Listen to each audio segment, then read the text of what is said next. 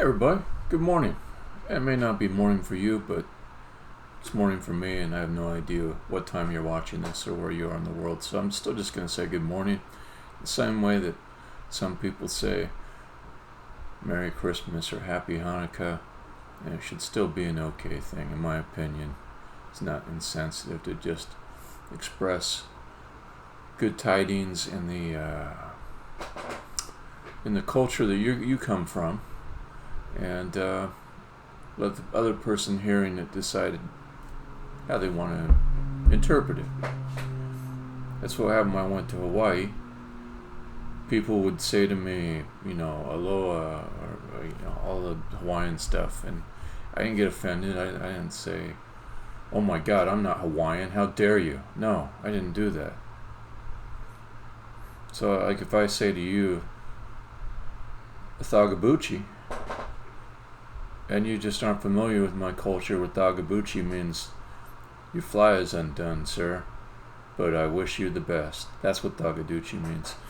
Well, I could explain what it means to you, and then you wouldn't get offended next time I say Thagabuchi to you, because hopefully you wouldn't get offended, because there's a intent behind it, which is sincere and heartfelt. All right. I am making a game, as I said, and I'm just gonna switch over to a demo of it. It's gonna be a weird demo, though. And by the way, for people just kind of tuning in for the first or 17th time, this stream right now is pretty religiously put into 3 sections. The first one, a little bit of nonsense. We got through that. You're fine, I think. I'm feeling good about the nonsense. And then the second is a demo, a short demo of work recently completed on the game. And the third thing, which is most of the stream, is me working on the game. So, quick demo, then I'm going to get to work, and you're welcome to join me for any part of this that you like. Alright. I'm talking a little bit quieter, just because it's the morning. Even if there's nobody in the house with me, I'm just not going to start out all super. I mean, it's the morning, it just feels right to be a little bit chill. All right.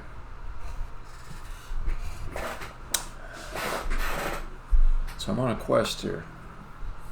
The quest is to smarten up my camera placement. It's pretty good right now. So in this game, I'll demo some stuff that's it's been around for a while, but it helps explain and helps me think about this.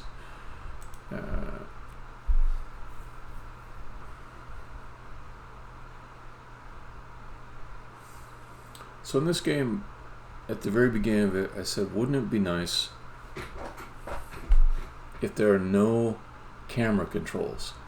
If you, the player, are never expected to fiddle around with the friggin' camera controls and get the camera view where you think it should go. So it sounds like freedom to be able to control the camera, but it's not really. There's an unintuitive design here. Just because you have more things to do doesn't mean you're in a better place.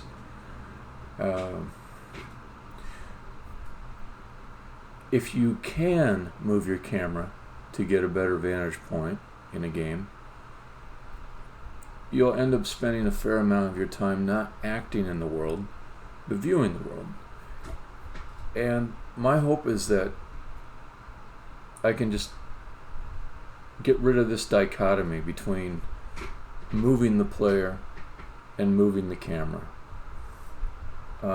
Instead, what I would like is for the camera view that you're shown by default as you move around the world to do a pretty good job of showing what you should see. And that if you don't see what you want to see, you can fairly quickly move to a place that allows you to see it by just moving. So there's a few things that should happen for this to be feasible. Okay, so here's an overhang. Here's an example. As I move closer to it, eventually I'll get to a point where the camera view, as it's currently displayed, it will not be close enough to the player to see the player. This is an extreme example because it's a pretty low overhang.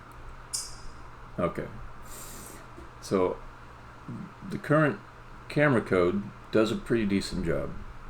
It zoomed in appropriately. Okay. So, and then here's another thing where I alternate between the tilted view and the overhead view. The overhead view is used when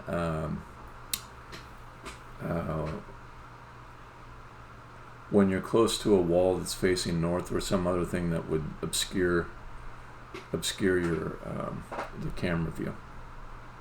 Okay. Now I'm a little bit stingy with the types of camera angles because I want the player to be predictable. No, I want the player to be able to predict what the camera view is going to look like as they move around. I don't want the camera view kind of wildly going off in different places, and so there's two angles that I use. There's the tilted one, which is more ideal from an aesthetic point of view, and then if I'm close up against an obstacle, obscuring obstacle to the south of me, the overhead view or straight view, which just looks straight down, no tilt to it. Okay, here and there's problems with the fairly complex logic I wrote to determine the camera view. So right now it's zoomed way in close, and it's doing that because I'm close to an overhang, and it thinks like, you know, the next step might put me in the overhang or under the overhang, so it's getting ready to move there. Okay, but the truth is it takes me 3 steps to get to the overhang, so the logic there is a little messed up. And I see that the logic is fairly complex already, and I need a more general purpose way to handle it. Anyways, I need to finish giving an idea of what the camera needs to do. Okay, so here's the other thing. When I go around these corners, and there's other cases besides the corners, these are literally corner cases.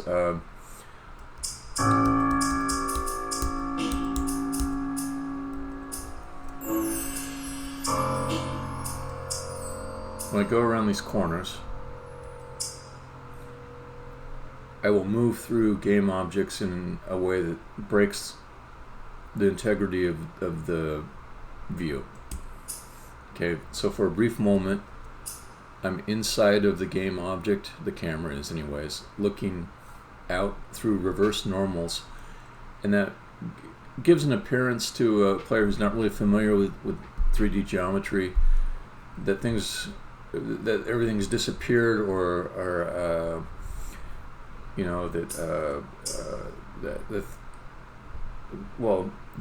player actually sees the truth of the world for a moment, which is it's just a collection of surfaces, and it's all hollow inside of those game objects, those meshes, and that's breaking the illusion. So I really don't want to have camera movements where they go right through a game object.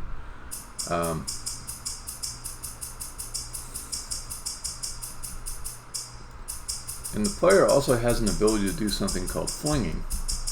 And flinging will move the player character instantly to a location, and then the camera catches up. The camera follows pretty fast wherever the player ended up. So I'll do a long fling.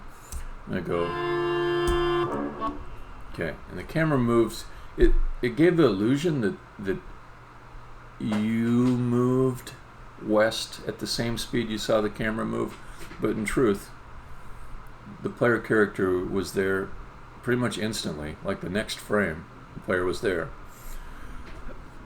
And there was a trail behind the player to show some movement, and then the camera swooped over there in less than a quarter of a second, maybe a tenth of a second.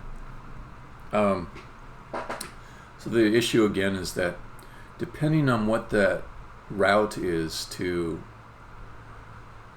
that linear route is between those 2 points, the camera may travel through some objects along the way, and give that unlikable reverse normal inside the object view. So I'll go back to what I was demoing from last night.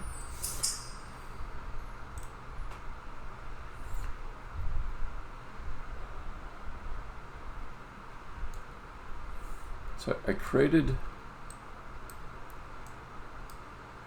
a script that will raycast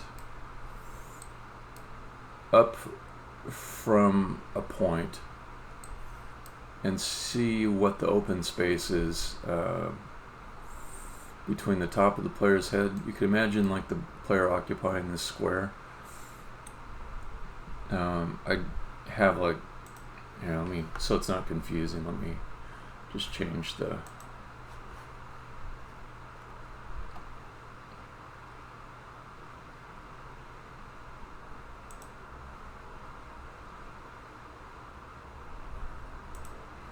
brass. That'd be fine. These look like they're supposed to be walls, but they're actually meant to be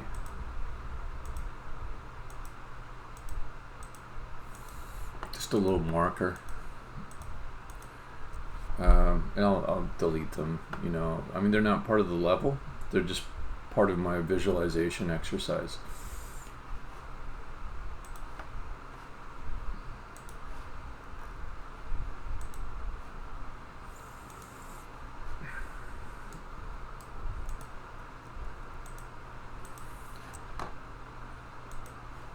Alright, got a bunch of, they look like urine boxes full of pee.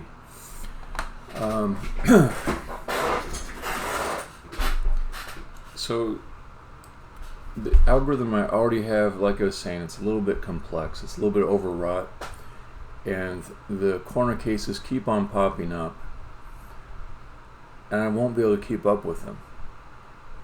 I will not. I need a more general approach. And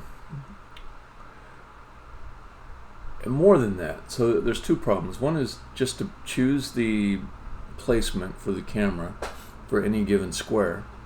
Okay, that's almost the easy part.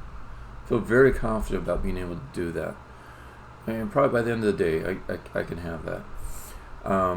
The more difficult thing, the second thing, is to plot a path for the camera movements from one point to another that will not go through seen objects and show reverse normals. By reverse normals, I mean surfaces that have a normal facing away from you, which makes them invisible. So yeah, if I get inside of one of these walls, you see, like, oh, everything disappeared, right? There's no surfaces to this, and it's just because all of these surfaces, faces, I'll call them faces, that's the pro builder term. All the faces have got a normal pointing away from you, so the renderer correctly decides not to draw them. So that's what's up with that. Okay, so I'm looking at this depth scan visualization, and it's showing me that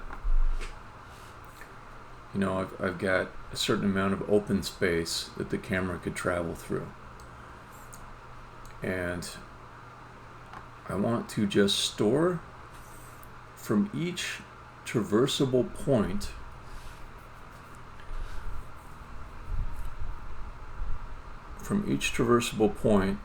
what the space is between where the player's head would be if the player stood at that point, and the next ceiling above, or if we go up, up, up, up, and we get to a maximum ideal distance for the camera, you know, to that point. So this is showing that it's capturing that for one of the angles, the straight angle. I also need to do the tilt angle, and I also need to add some logic that picks either the tilt angle or the straight angle for the camera to be at. Okay. So today I'm going to make some progress on this. This is a large problem, so I'm not going to be too aggressive about setting session goals. But I'll say that I feel like by the end of the day, which might comprise more than one session, I should be able to have a replacement for the camera positioning as you move around.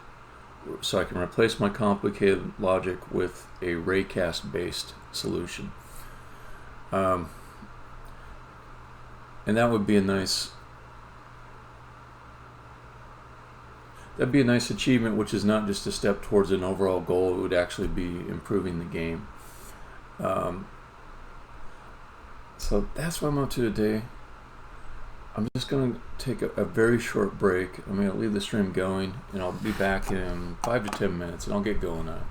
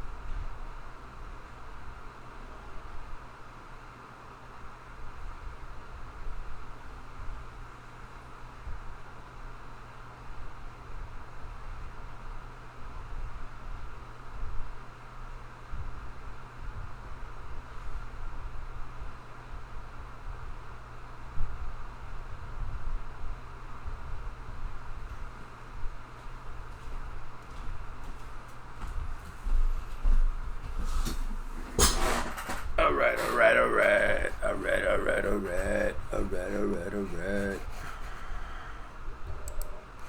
Back to work.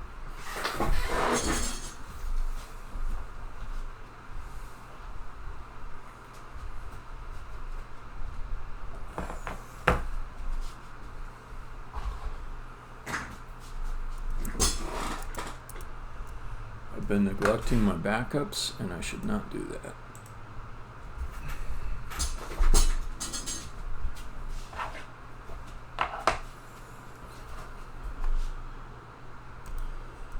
Okay. Let's get that.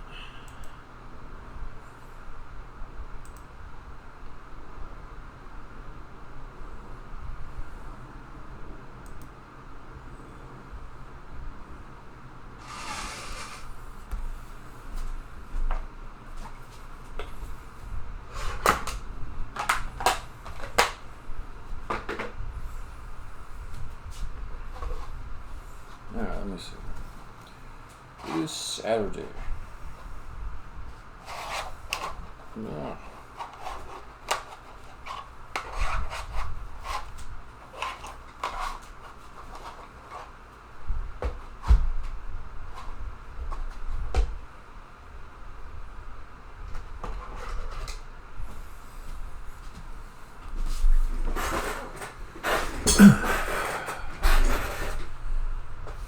So it's been a long, hard road, but I no longer trust anybody to do my backups but me. That's it. That's how it goes. I won't even go into that whole rant. No Dropbox, no iCloud, no iBackup, no, none of that shit. Gotta do it yourself. It's the way it must be done. Okay.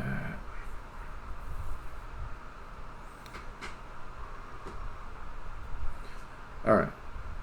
So let me think. I want to show a second ray from these guys that shows the tilt angle. So this first one's showing the safe angle, which is straight down. I call it the safe angle because it's the one most likely to show the player without any obscuration.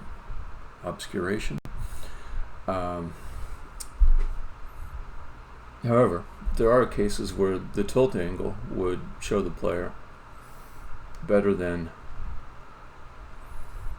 the safe angle would, but I'll just keep using the same word. So I've got code all over the place. This is safe angle. Okay, so let me see.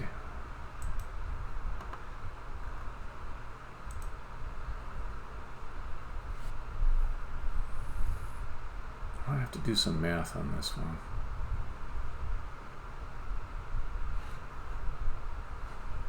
Before I forget, let's apply these to the prefab. Okay, anything over here?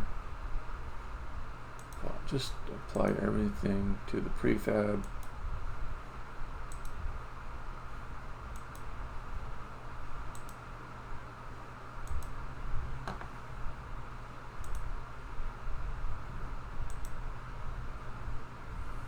Okay.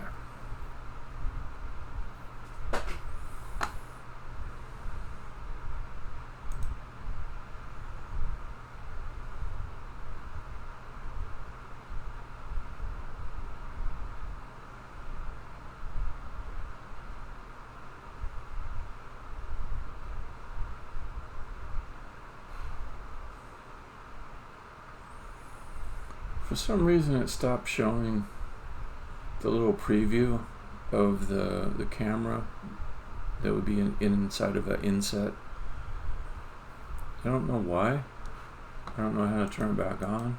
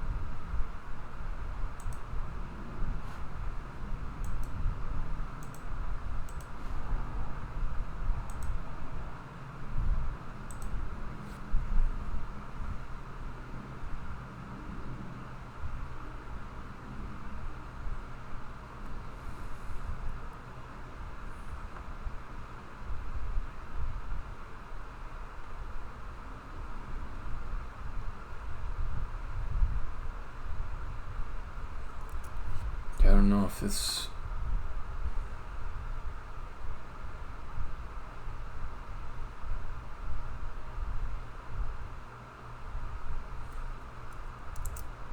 Oh, wait a minute. So if I have this expanded, it shows it. Oh, interesting. And if I pick something else, no.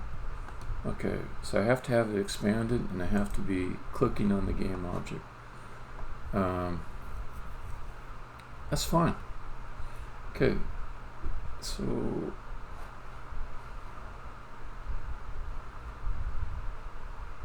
okay, cool. Let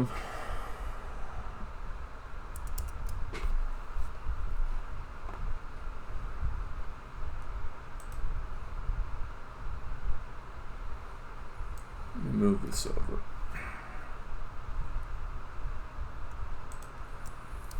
I wrote quite a bit last night about the algorithms I could use. I'm going to take number 2 out. I just don't see it being the ideal option. Okay.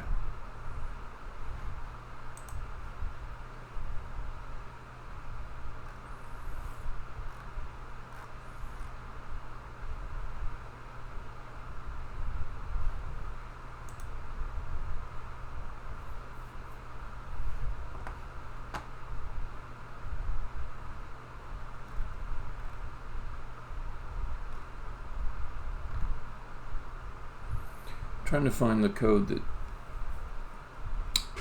that describes the default positions of the camera at the 2 angles, or I should say ideal positions.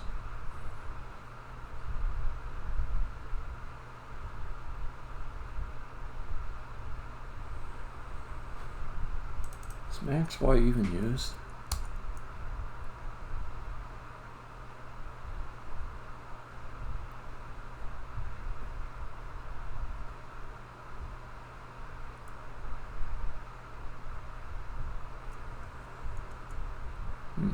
It is.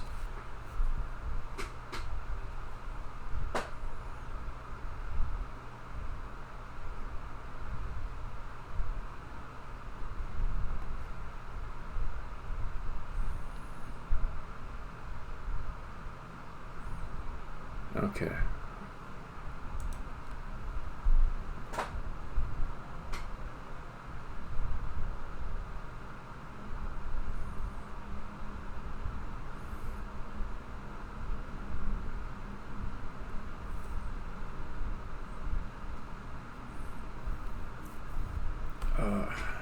Geometry, trigonometry in the morning is not my favorite thing.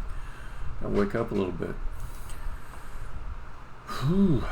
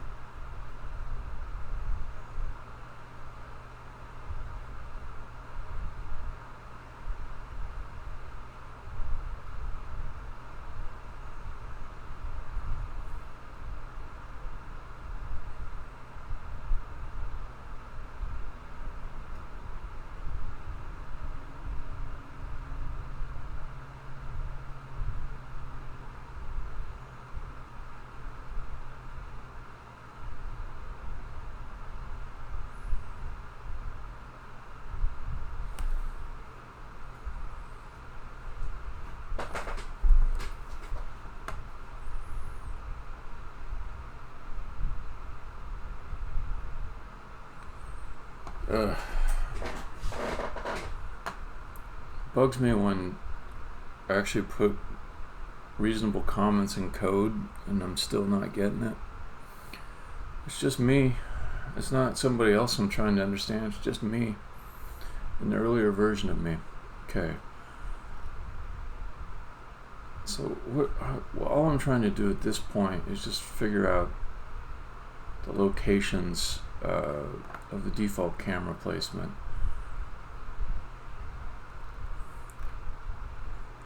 I'm feeling a little bit critical of myself because this is hard to understand. It's split between two classes.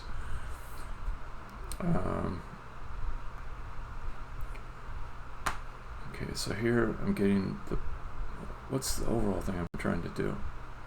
Set guide properties. What will that be? See, I'm angry at myself because like there's no output to this set guide properties. It's just going to set some properties probably up here.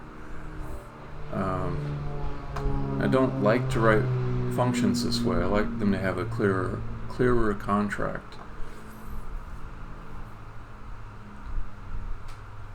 So is it going to set something on the player follow object? Is that what it's going to do? Because I don't see, there's last CRH, but it's probably setting that player follow object. Let me see. Yeah. Okay. So at least let me write a little note to myself. Sets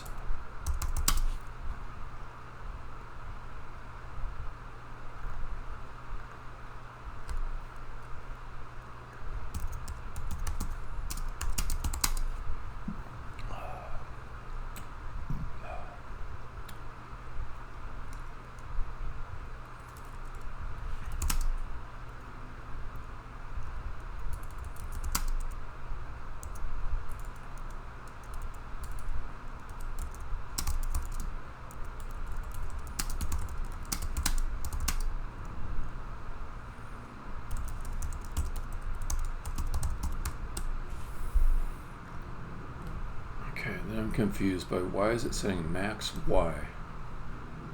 Because I feel like I should just, if it's setting something that specific, it ought to just set the Y value. But maybe I had a good reason, so I'll go look at the follow object. What does max Y affect?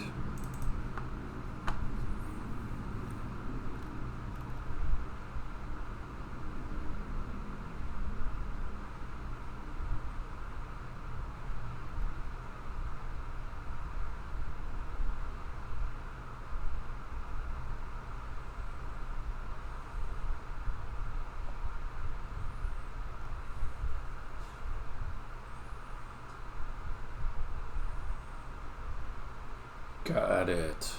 Okay, it is correct in what it's doing. Okay, now I get it.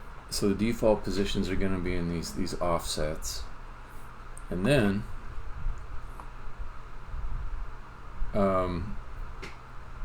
this other object, the follow guide.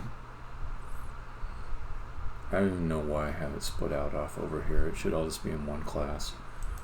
This other object will update a value that says which of the two angles we should use, and for that angle, what is the highest the camera should be at. And it's interesting to me that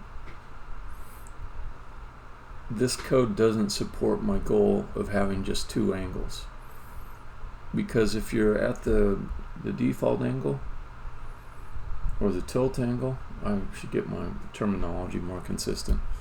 It's going to potentially set the Y value lower than the initial setting, which changes the angle.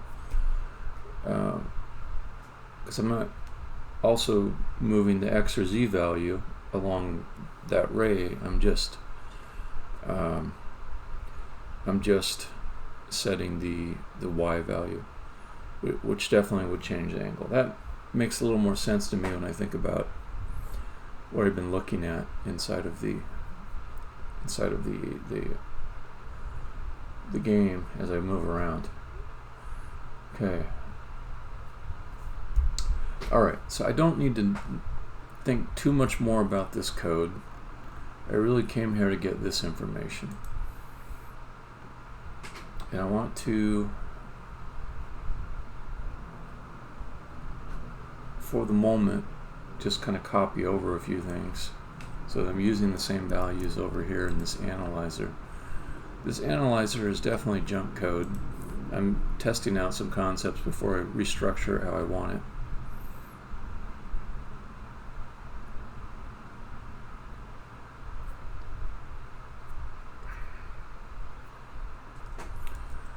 Okay.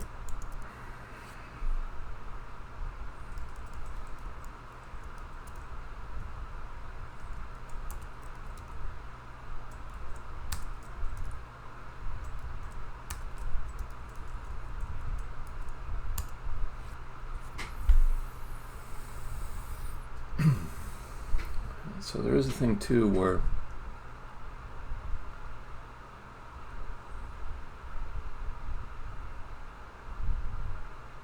never mind. Let me talk less. Think more. Talk less.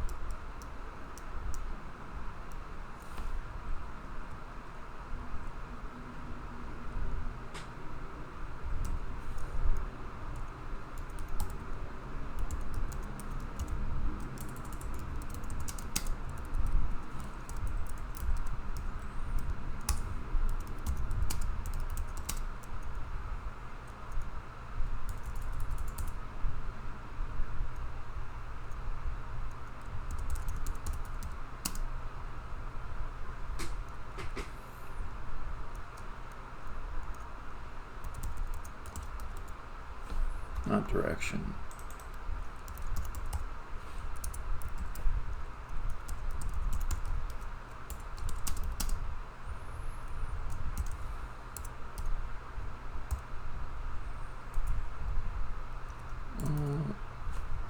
Come on.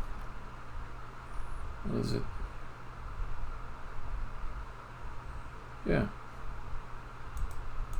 Oh, it's not gonna fucking weak ass constants. C#, just give us proper consts that can actually do some shit. Jesus.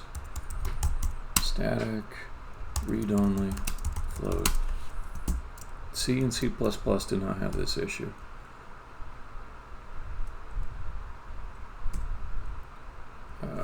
Not float, vector 3.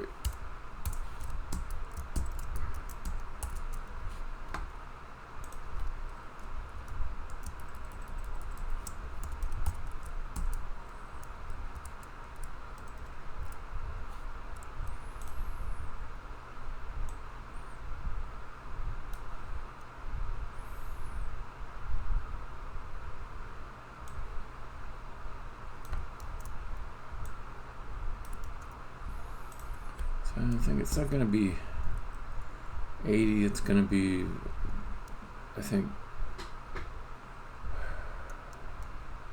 it might just be easier to play with it.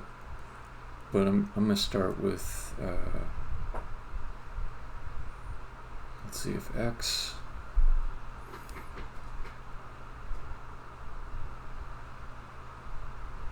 maybe it's just the converse. So I'll try subtracting 80 from 360 and do 320. We'll see what it does.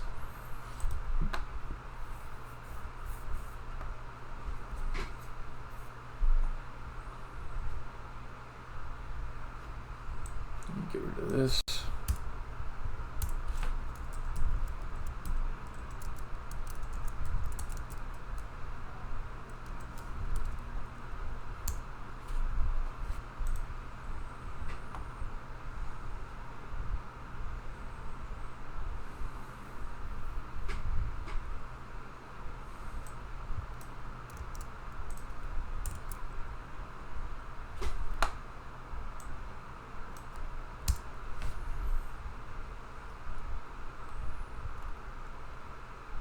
Okay, and let's encapsulate this a little bit. So we'll say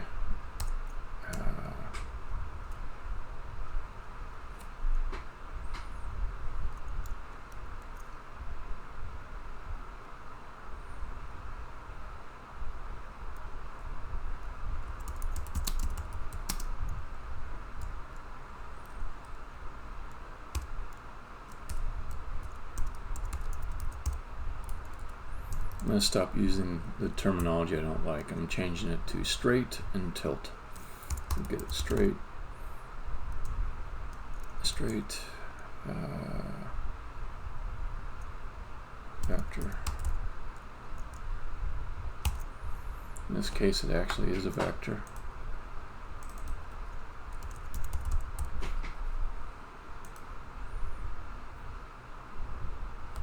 And what do I need to send? I need to send the transform position.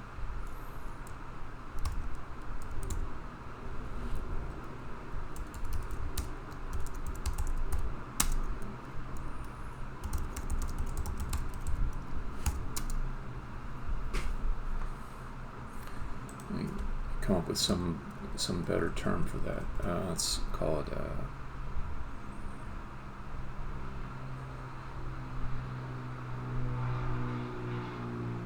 a floor position, because every place that the player can step is going to be a floor.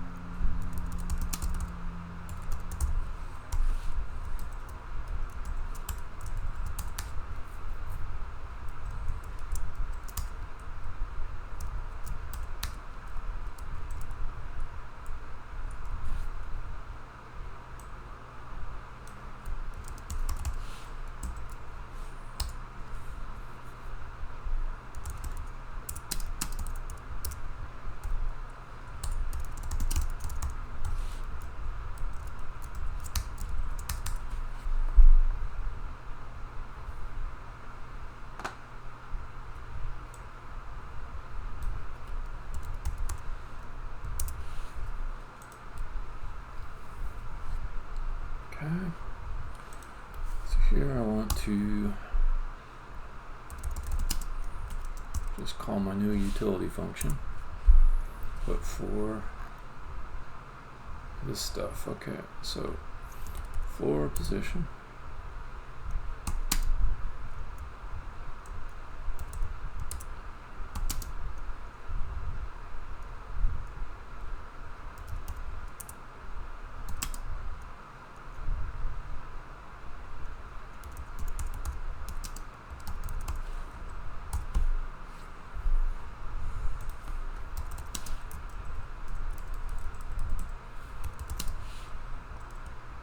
No.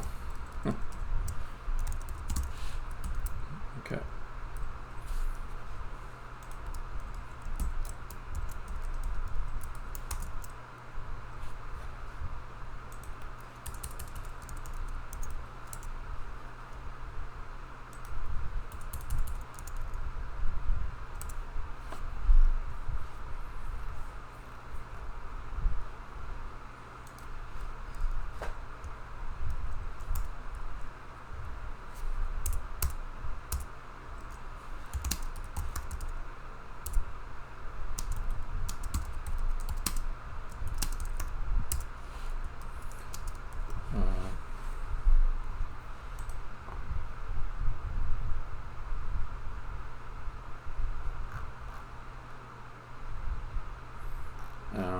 Okay. Flare mark. Okay, equals layer mask. How's it go? Default. Okay.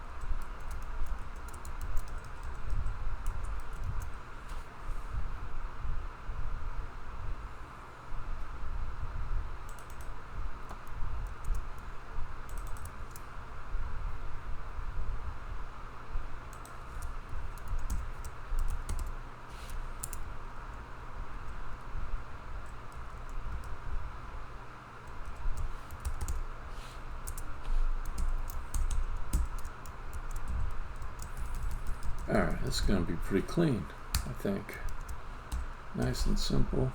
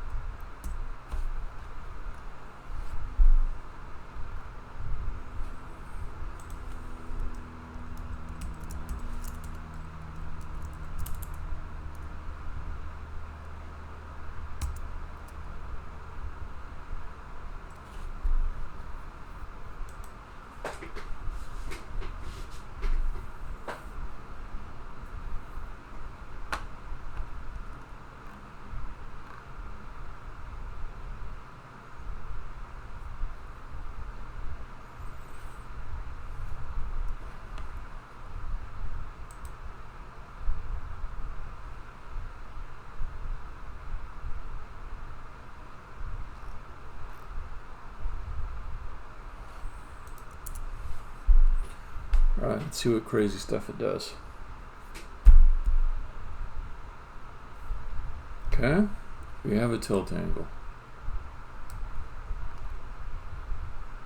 It's not looking exactly right.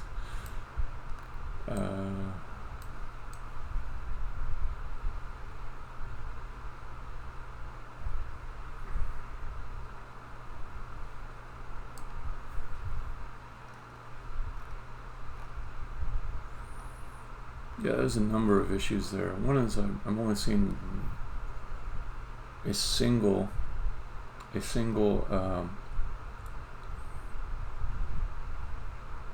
ray. The other is it's stopping way too early.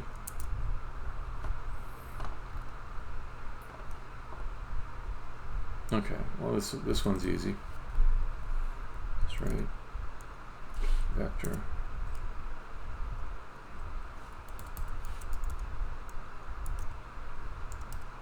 It's also bugging me that I'm drawing these from the floor position instead of the raycast start position, so let me fix that as well.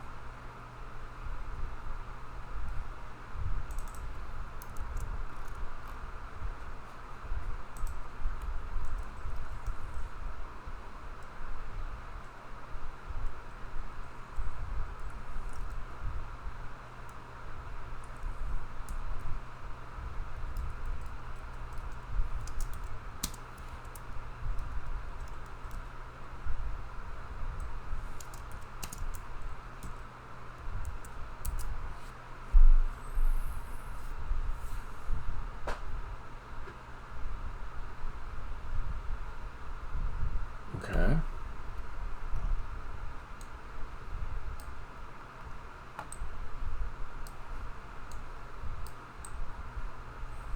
So my straight ones are working fine. The tilted ones are not.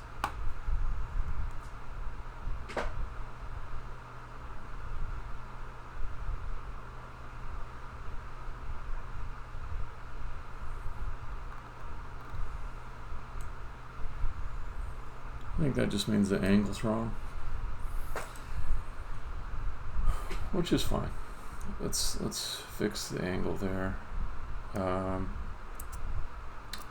Also, I think just to make it a little less noisy, I think I'll add some options to hide these lines.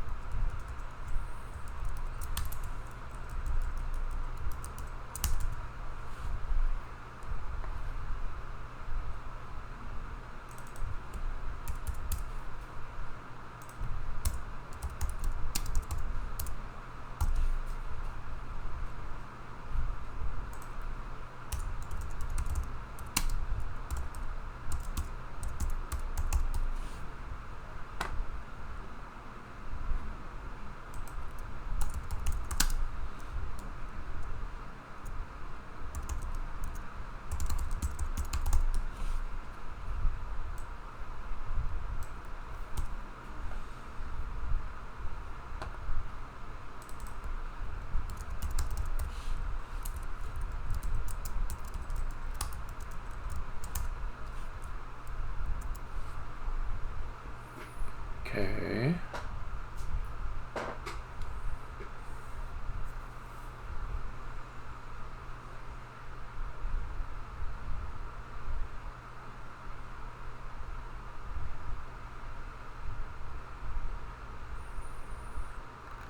Guess let's play with angle a little bit. And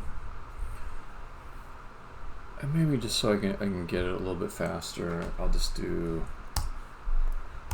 a prop just for the moment. Float, tilt, X. Set it initially to 80. Let's try 80.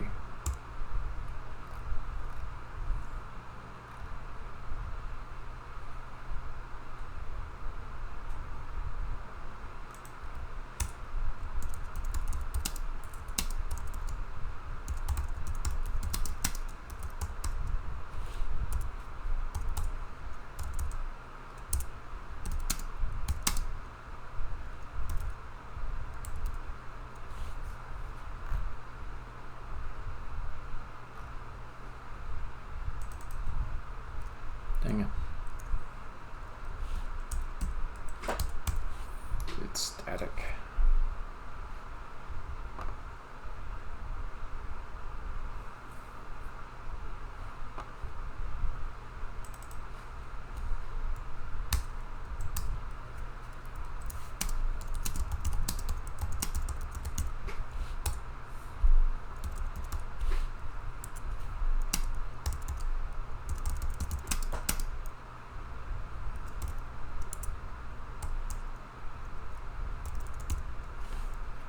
No.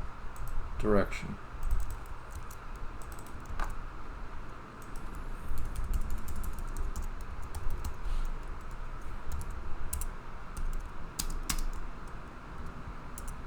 Okay.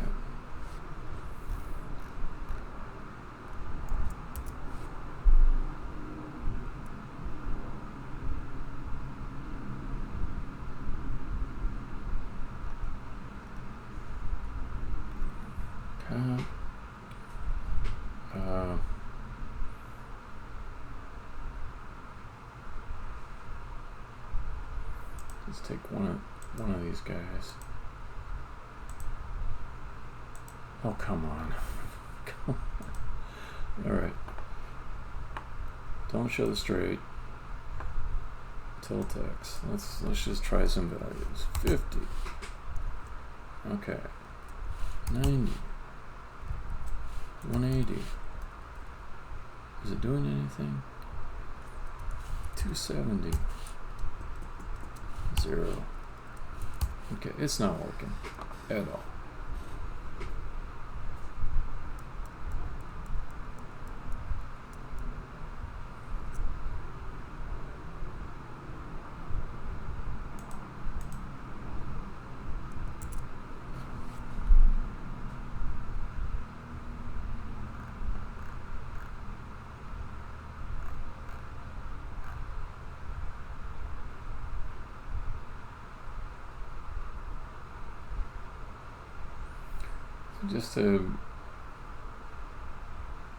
Just to make sure that it's the angle that is to blame, let's set it to the one that we know works, and comment this out.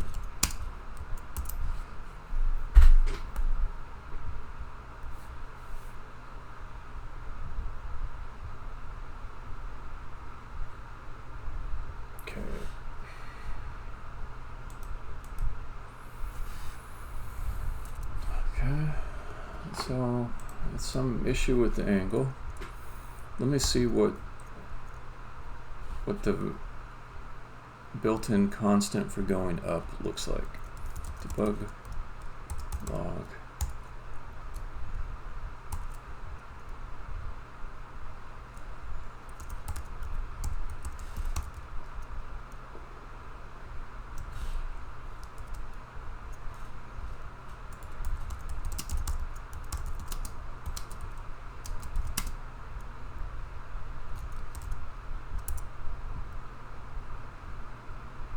Oh. You know what? I put in this code, but I never passed it in down here. So it was still going from the tilt direction.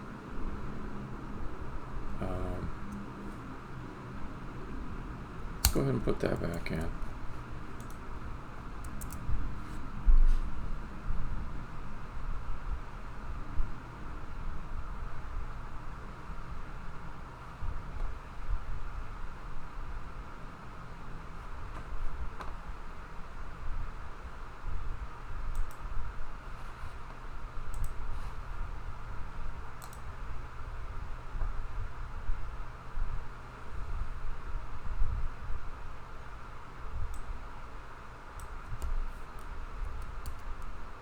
Okay, now it's being affected.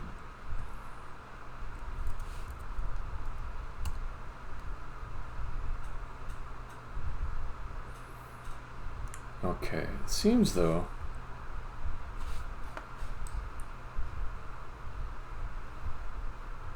like I'm affecting the wrong rotation.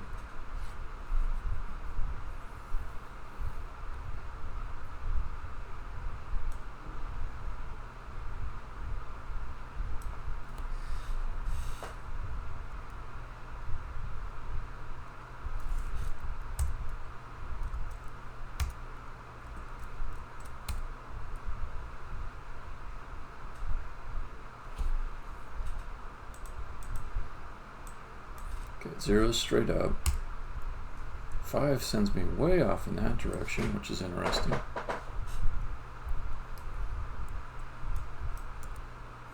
1. Oh, maybe my value should be a constant between 0 and 1. That would make a lot more sense. I think I have to use like that Euler angle thing to set that value. I think that's my main problem.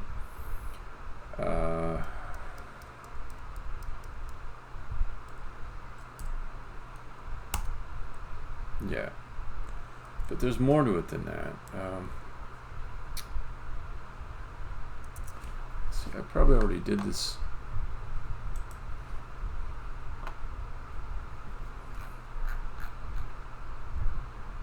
No, here I've just got offsets, nothing about rotation.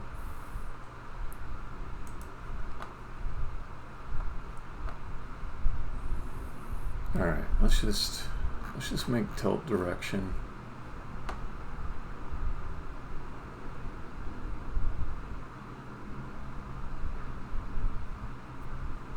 Come, not from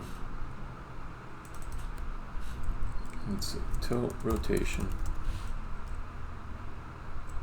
Vector 3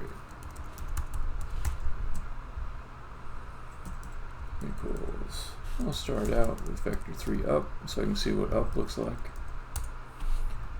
and then we'll start playing with it from there. Actually, no, I don't want to use that. I want these to be Euler angles, so let's leave it, and then down here I'll say use direction equals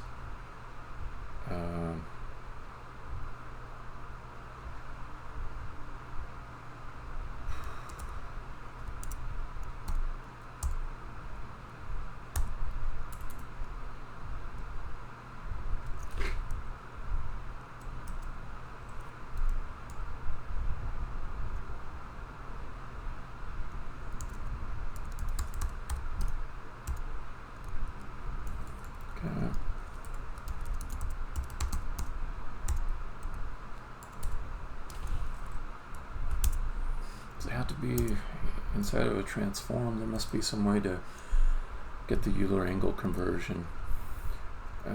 Unity without it being in a transform. Euler angles.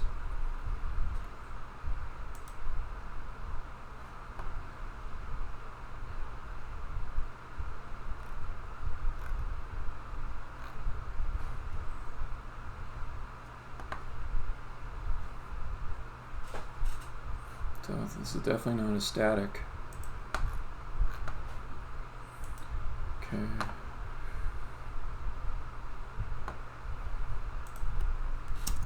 Without transform.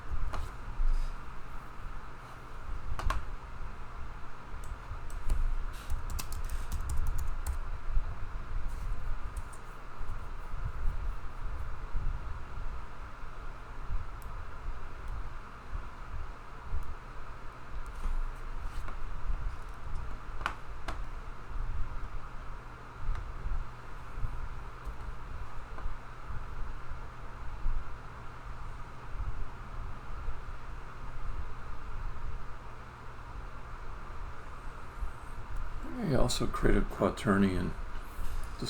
I could set a new quaternion. Okay, let me look at quaternion.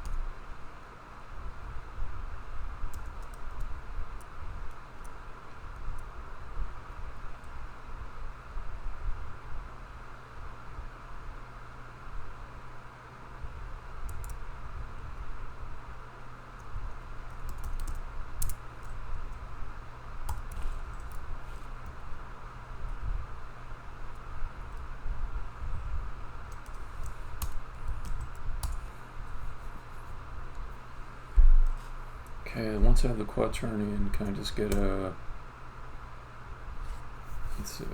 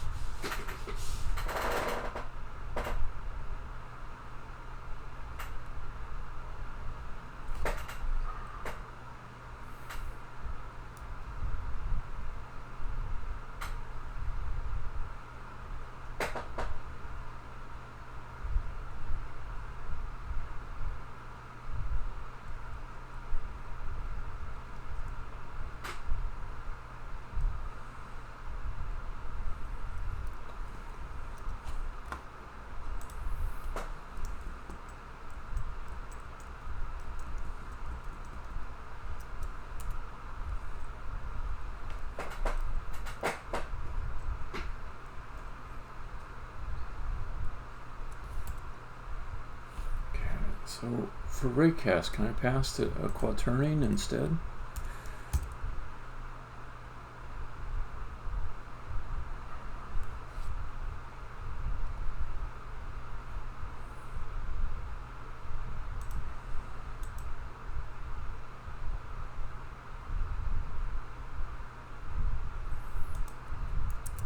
me see. Unity quaternion to direction vector. Yeah, that one.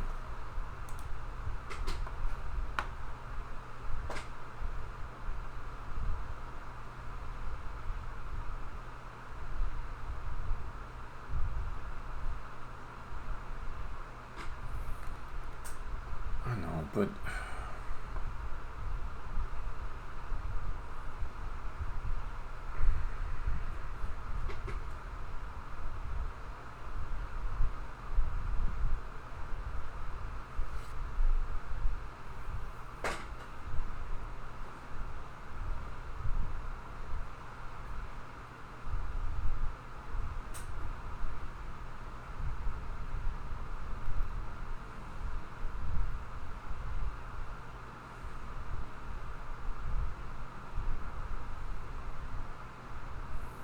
actually that's a pretty good gentle correction to the caller, to the reporter.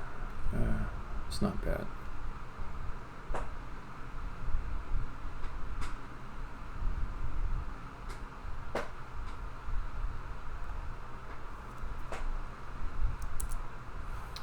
So let's try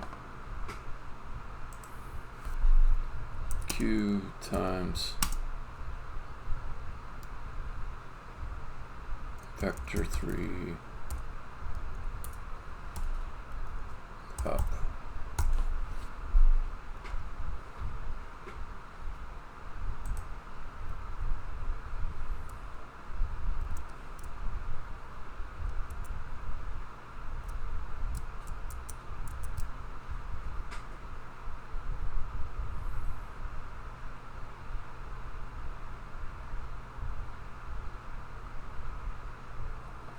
Also, let me just get rid of all this other stuff. It's just cluttering.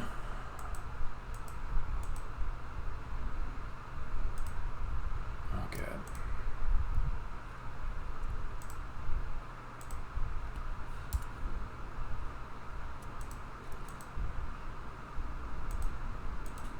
Stop it. Do them one at a time.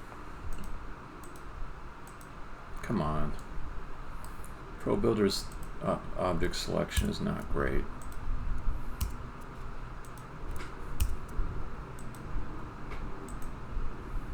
You think the first thing it should click is the thing that's closest to you?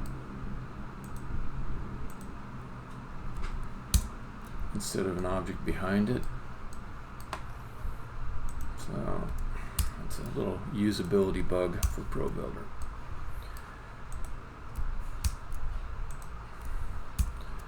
I don't want to be mean about it though. All software's got bugs. My software that I work on at work, a day job work,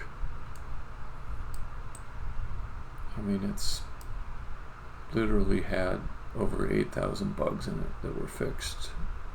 Most of them were fixed. There's always some bugs open on it. And I've got 25 people working on it. I don't know how many they've got, but their software must be at least approaching the complexity of mine, and they've got probably less people working on it. So it's relatively bug-free. So.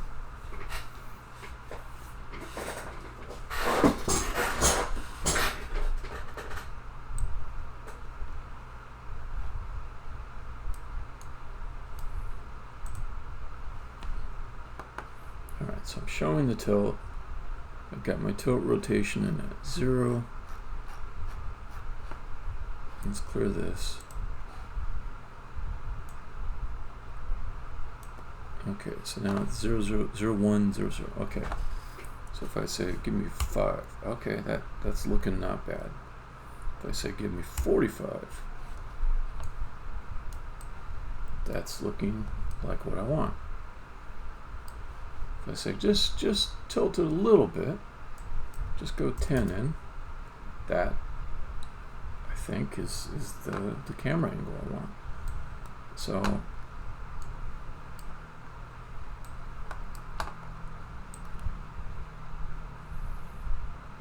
Yeah, okay, nice.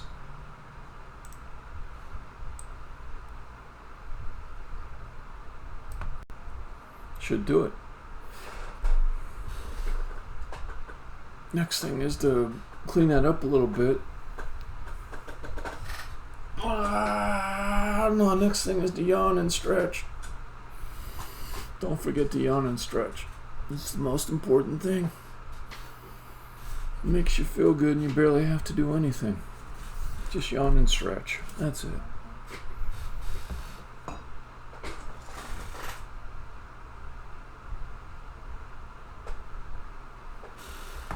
Okay. So I'm feeling just a little subdued here by my lack of caffeine. A little too mellow. I need to get a little bit of energy into me. That means more caffeine. That means I'm going to go downstairs, brew up a pot, and I'll leave something playing for you while I go. Just something that is kind of mellow, because that's still where I'm at.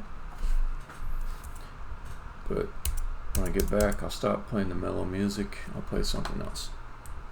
I'll play my mouth speaking. That's what I'll play.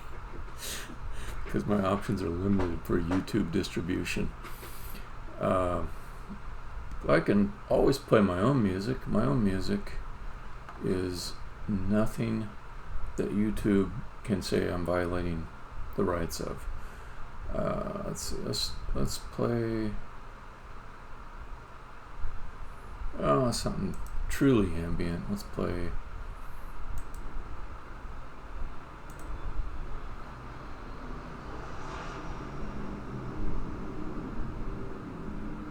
marching bells.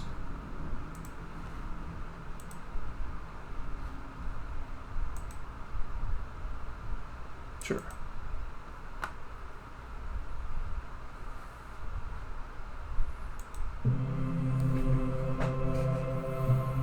I will be back shortly. In 3 to 7 minutes.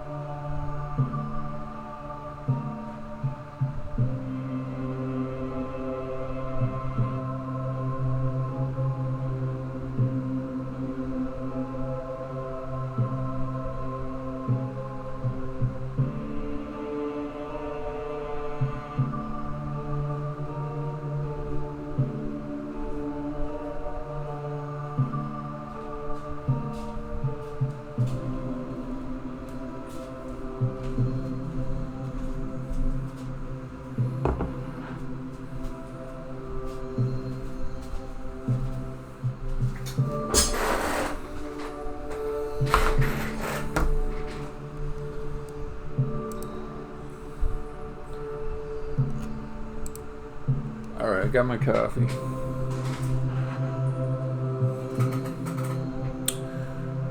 And I poured it into a special cup for me. It's a little bit of a ritual.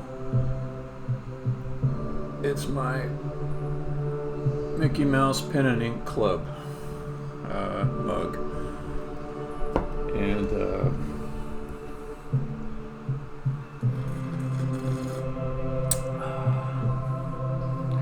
I'm not a fan of Walt Disney the person.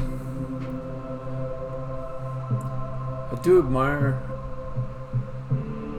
the early work, say pre-1950s, of just pioneering animation, and then later on the theme parks, and the insistence on choosing to do something that other people weren't doing, and pushing forward to get it done. And sometimes when I sit down to do something creative, I pour myself a cup of coffee in that cup.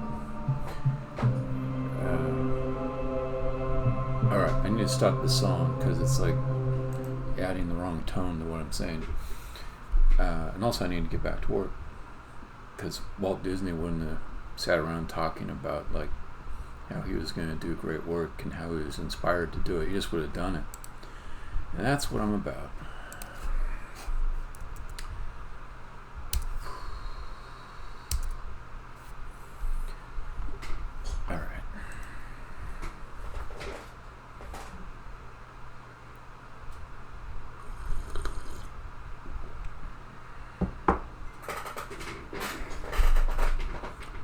So let's clean up this junk code.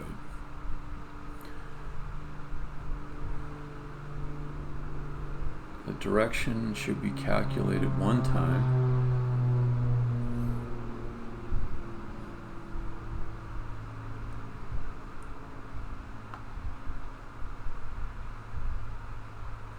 Okay. I think the easiest way to do this is I'll say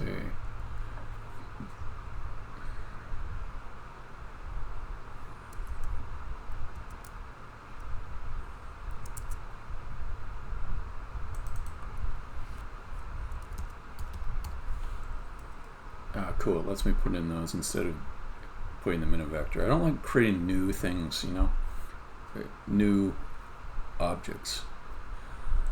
I like to just have it be allocated one time. Anyways, it is going to be one time because I'll take this guy and go up here. Let's say that the tilt direction will be times vector up. I'll just calc that one time. Can I get rid of some of these public values?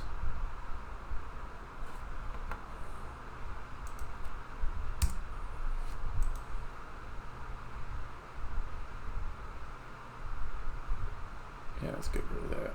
Let's get rid of both of these. Not using them anymore. Okay. And then should be able to make this static again. Or stadoc. Take the tilt direction, replace this.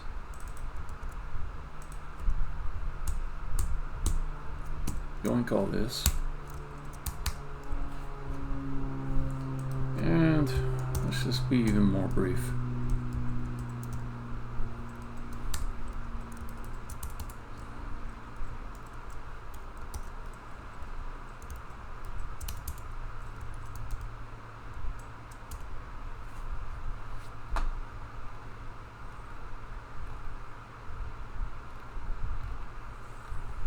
Okay. Make sure that works as it did before.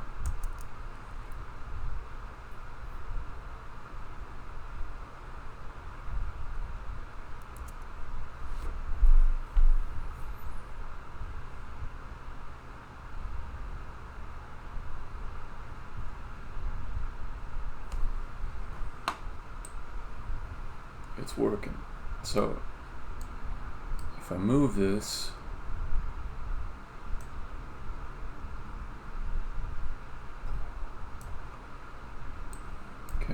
let's see.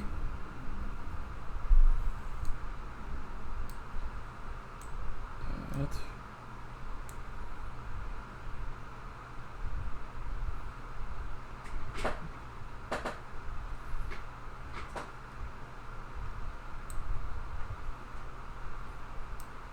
Yeah. So this is a reason why I changed the name from safe angle to straight angle, because not always is the safe angle the one that's going to give you the best view of the player.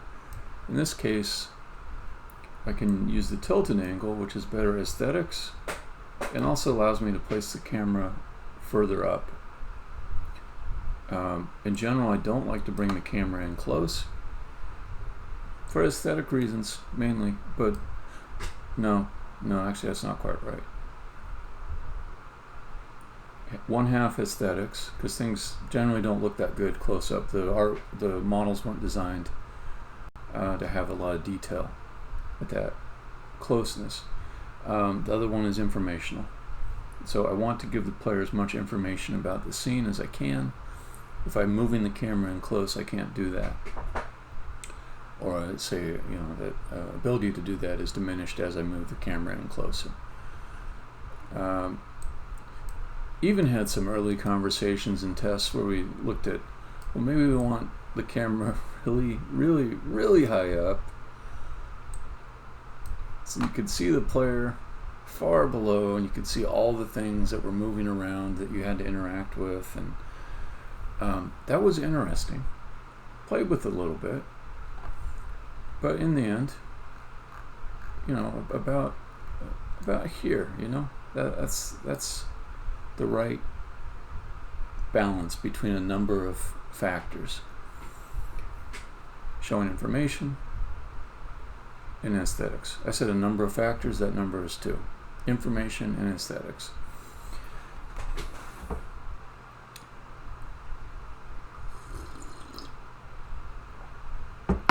Oh, there is one other factor.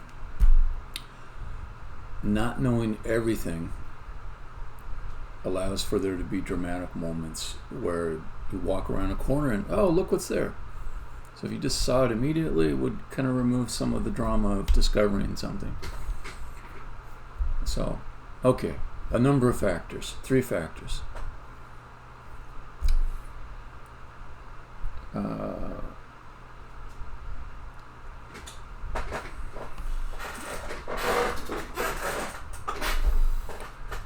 So what am I doing next?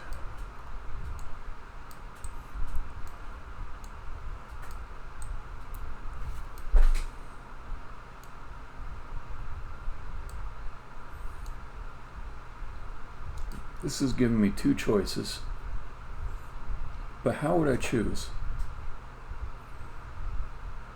How would I choose between either of those? I know that I favor the tilt angle if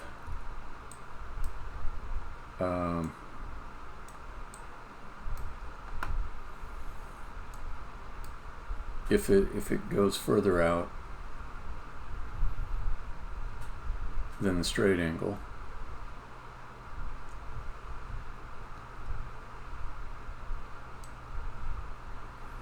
But at some point, the straight angle could be, maybe a little bit closer. Sorry, the tilt angle could be a little bit closer in than the straight angle. Now, I'd still favor the tilt angle. So I think it's a fuzzy evaluation. I think it's a scoring algorithm.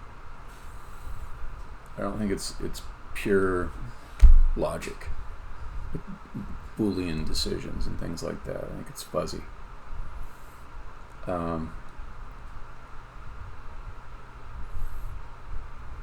So let me try scoring these.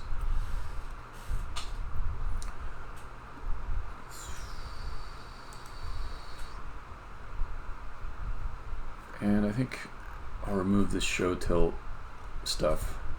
It's not helping me that much. In fact, I think I'm even going to make it so that we only show. Yeah, never mind. Okay, but to start out, I think I'm going to take out these. That was more just for troubleshooting earlier when I was trying to get the tilt angle to work well. If that's true, then we say this code just always executes.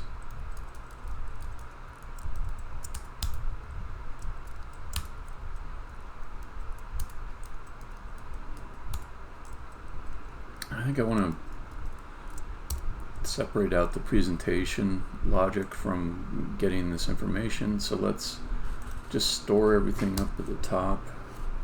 So let's say I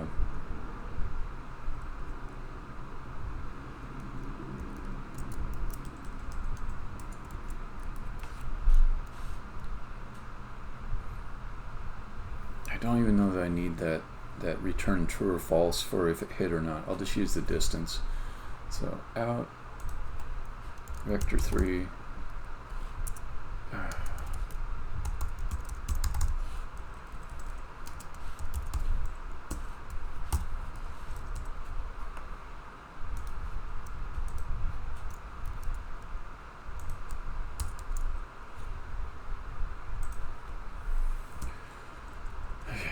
This is going to be out vector 3.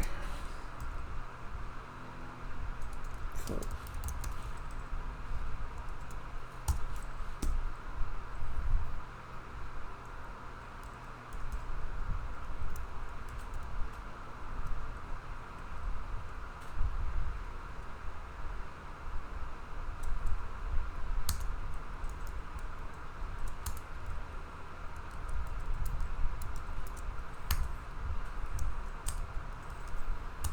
So one of these will be the active one.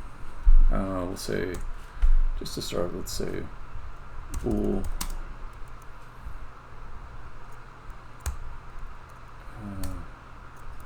tilt does tilt when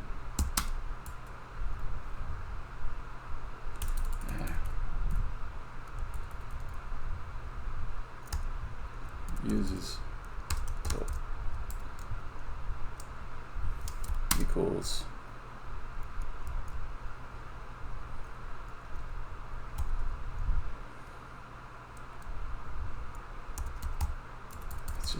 it's pretty simple. Okay, float tilt score equals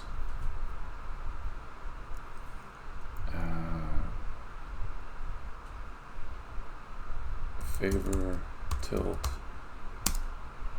times distance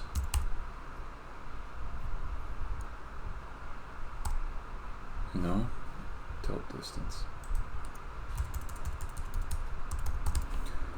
Okay.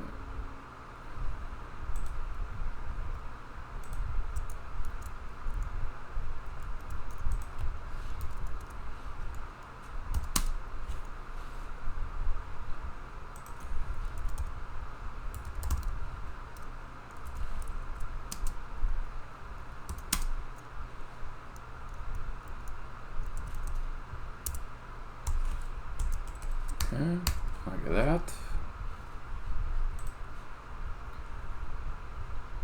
And this will be a public.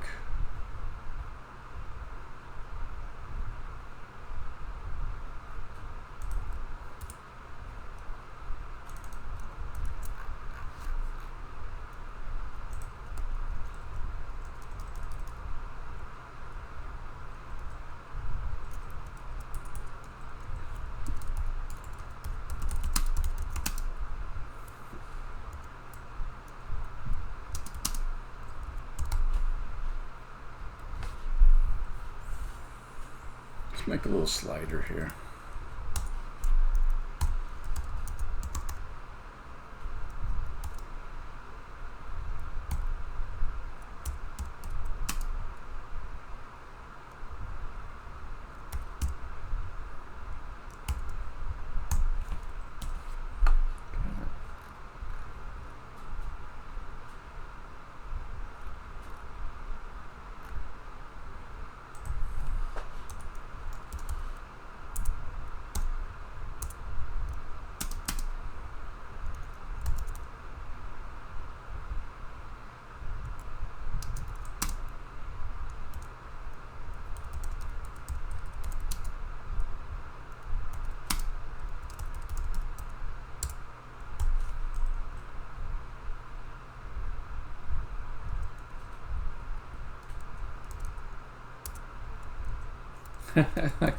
They have constants for both spellings of gray, British and English, and they're exactly the same. So whichever one you feel better with. I guess that's the American one. Now if they would also do mono behavior with the American spelling, then that would be really silly. Now I'd probably use the American spelling.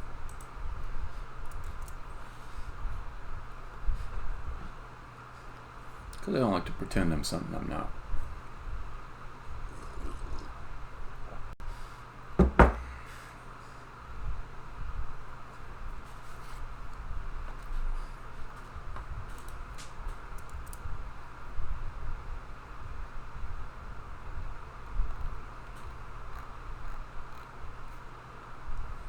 Okay. Let's see what happens.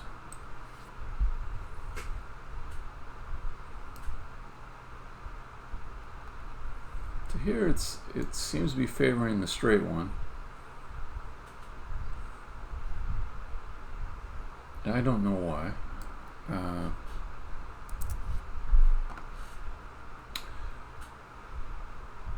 It might be because I have greater than, and they're actually the equal distance. So I'll just say greater than equal. Give the tie to the tilt.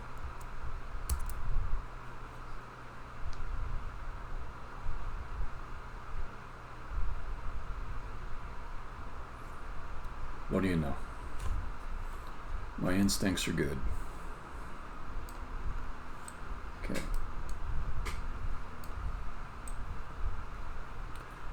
I do really like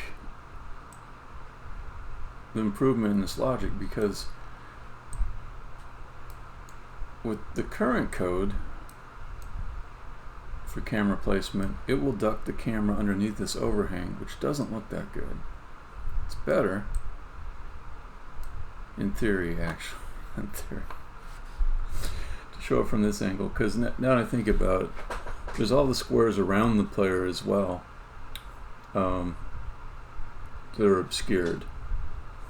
So you would be able to see yourself, you wouldn't be able to see everything around you. Now I'm wondering if a good generalization of this algorithm would be to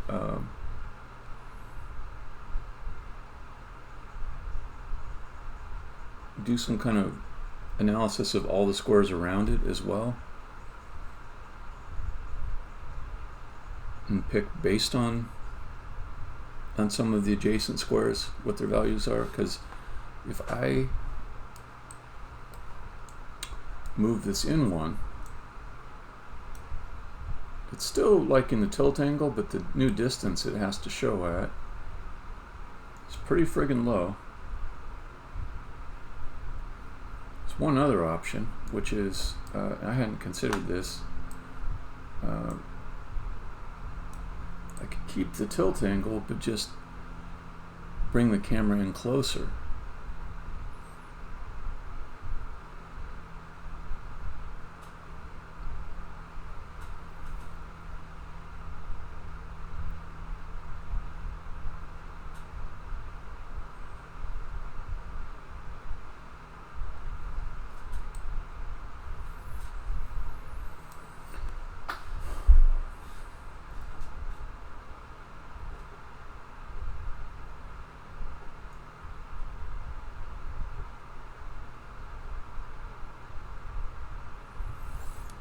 Well, suppose I changed my algorithm so that it wasn't just ray casting for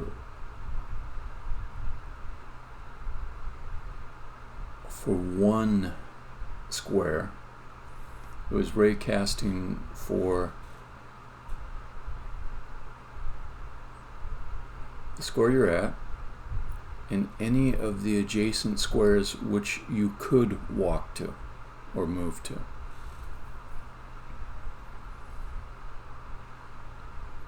So it would be potentially up to 5 squares that it raycasts for. Raycasts are pretty friggin' fast. I'm not too worried about adding a handful more of raycasts.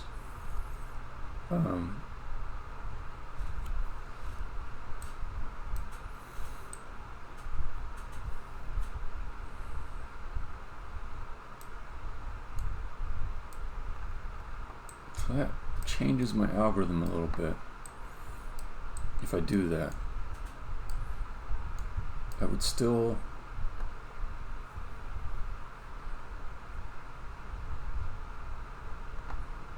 look at each of these squares, and from each of those squares shoot a raycast up, but it should point.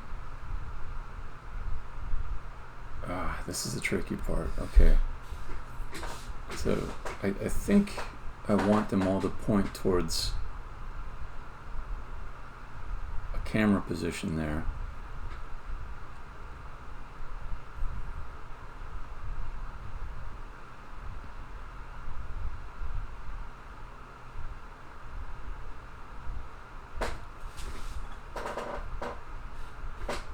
Like a single camera position. Could do that.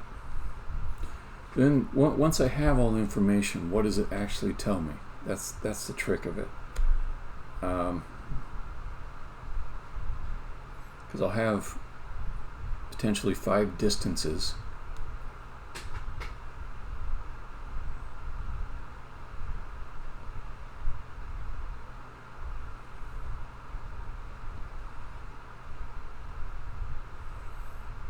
I can take the lowest of them and use that as a distance to evaluate.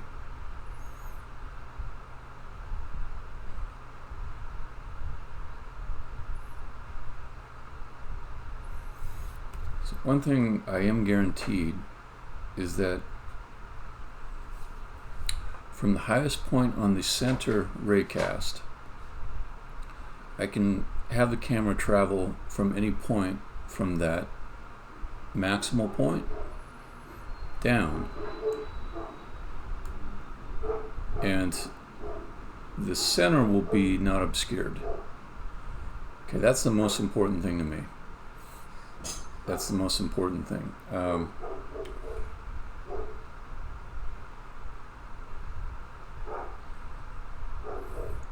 It's less reliable to use the distances from the other raycasts to tell me whether or not things are going to be obscured or not when I travel up and down this center line, this center vector. But I don't need to be so precise about making sure all of these other squares are visible. Just want some kind of guess about it. Now the other thing is, there's value in moving the camera down to a height that will be close to what it needs to travel to when it moves over a square. So I could, instead of having the raycasts go up to the single camera position to check height, I could have them go up to the adjacent positions, which is an easier calculation. More than that, it's a single reusable calculation. It's the same calculation you'd perform for the center point. So at some point I will have some kind of data structure which stores all the known raycasts going up from floor points. And I am expecting to store like the center point raycast value there. So I think it's a better decision to use center point, to use the distance values going up to an adjacent camera, like one over here, instead of to the original camera. It feels like it's going to be more practical The code will be less complex. It'll be a good enough proxy of predicted visibility of these squares when I'm looking at it from here, and it will also give a little bit of a hint to where the camera will need to be when the player moves into the adjacent square, so that will tend to pull the camera down to be closer to where it needs to be once you move over, which should make for a smoother experience. I also am kind of interested in, maybe even expand beyond 5 squares. Particularly if I'm going to be caching the raycasts, I could play with, expanding it out to like a 5x5 square, and say, the average among all these squares is at a certain place. So if you're walking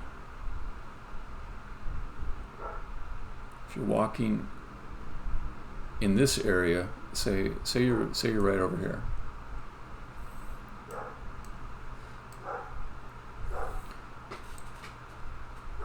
So if you're right over here,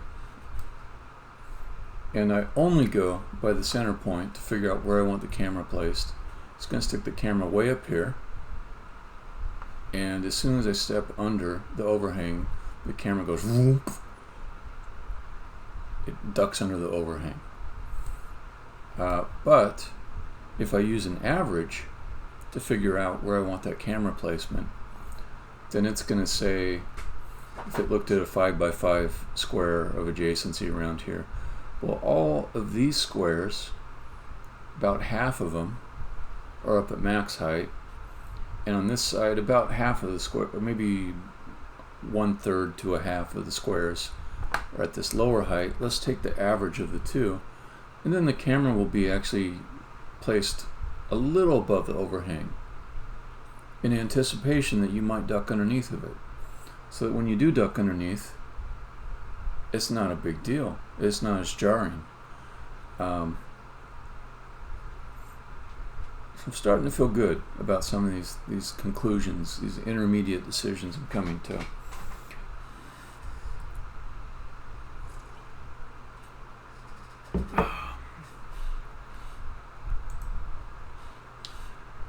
Let's start implementing an averaging algorithm here.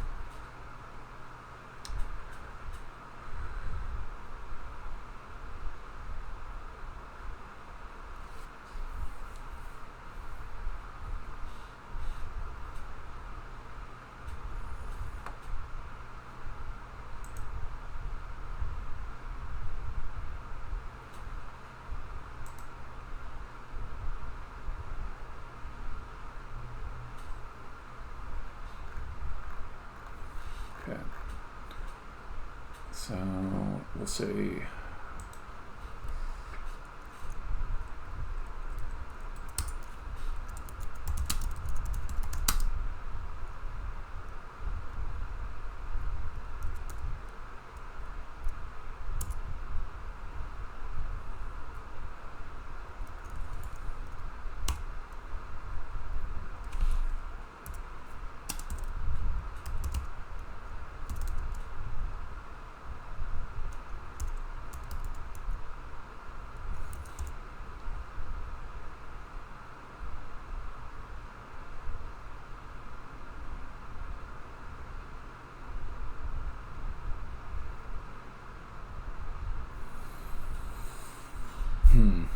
okay, for this to work really well, I would have to look at the board and see where you can actually move to. But to start out,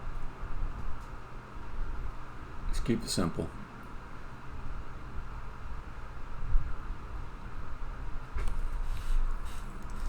Just to test how well it works, let's do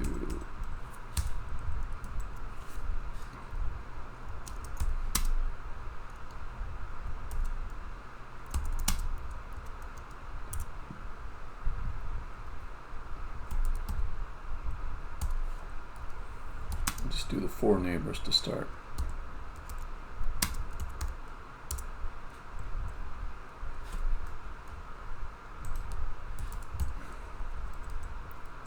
North.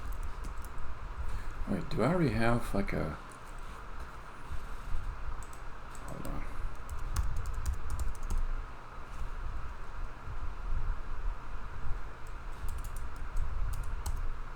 No. What about CRH delta? Thought maybe I had some constants set up in these other things. Nah, doesn't look like it.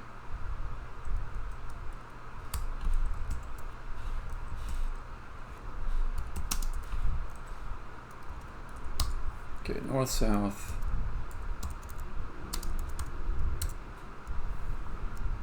West.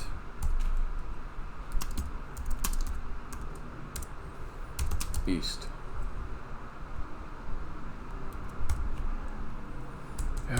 Ryder, your stupid ass. Auto formatting is so aggressive. I don't see a general option to turn it off. Just endless settings. Several hundred settings just for auto formatting. It's ridiculous. They aim to ask you exactly what you want and then enforce it. You can't just say, just lay off me. Just let me just type it how I want to type it. You can't do that. You say, no, what do you want? You want always 4 spaces here? Yes, I want always 4 spaces, and that's what you're gonna get. If you've got initialization of an array, you want it to be broken out into a separate line preceding it. I don't know. Maybe sometimes yes, no. Tell us. What do you want? And then you say one direction, and then that's it. That's what they're going to do for you every single fucking time. It's just ridiculous. But other than that, I love the fuck out of this IDE. It's way better than Visual Studio. It's just got the demeanor of a freshman, a Harvard freshman, just someone who's brilliant but not worldly. A Harvard intern, someone who's just in a big fucking hurry to do clever things, and they should maybe slow down a bit,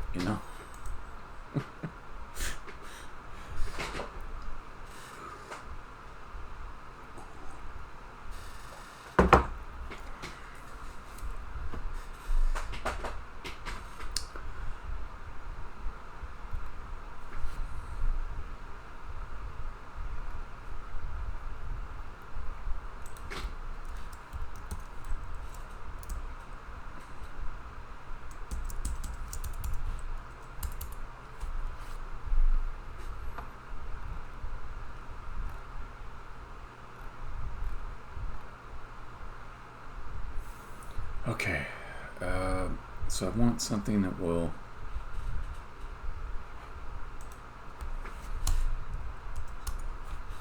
I actually think this is going to be more future-proof if I add in the H to it as well, because later on I'll have neighbors that go up and down stairs. So let's say 1, 0.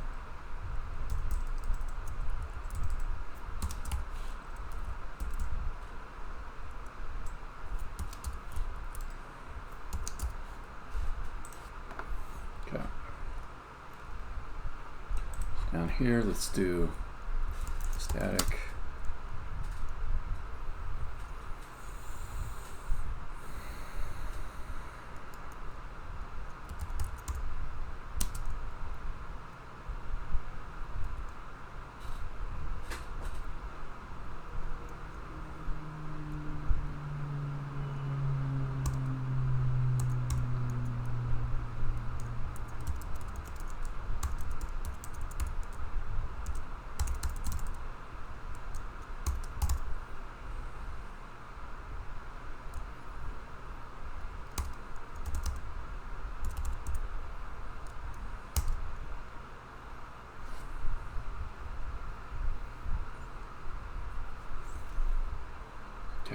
and I want to pass to it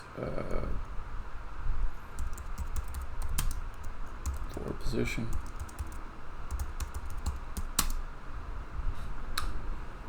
I want it to be for either tilt or straight down.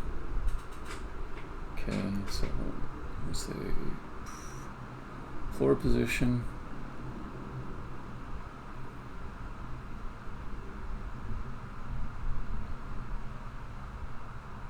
Vector 3 direction. Vector 3 no, it's a float max distance.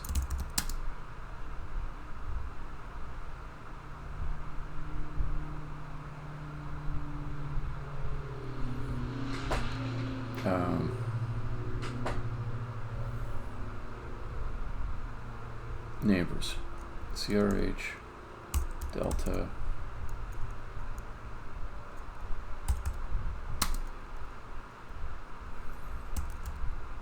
neighbor delta. Oh well, dang it, what are you doing?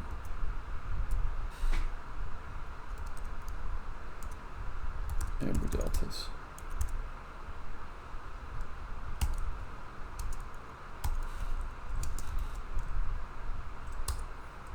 Okay, I'm starting to get excited because the thing that this can do is pretty cool.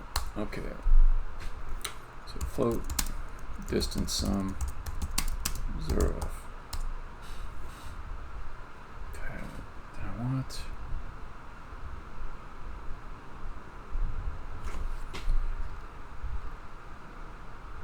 I'm not going to call this, even though it would be very dry.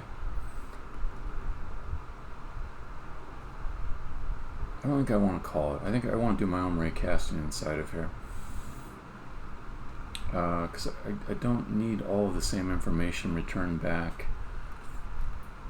And I know this code is it's going to be important to me that it run fast, and so I'll do a little bit of performance optimization here. So the floor position,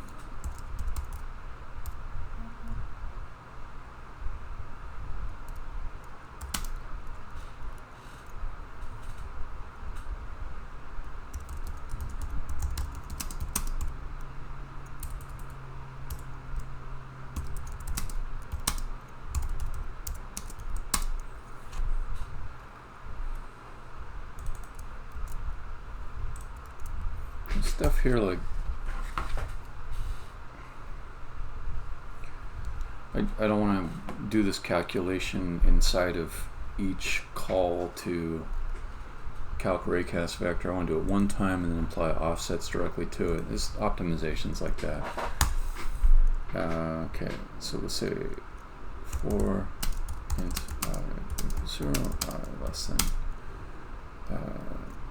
neighbor delta's length. I guess I'll start optimizing a little bit in neighbor count because I have to use this variable multiple times. Neighbor delta's length.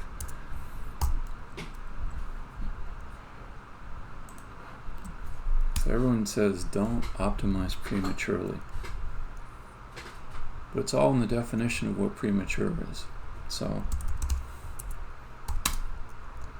if you know you're going to want to do it and it doesn't take much effort to do it early, why not do it early? It's not adding a lot of time here for me. I think this decision is a good investment. Okay, so then I want to say that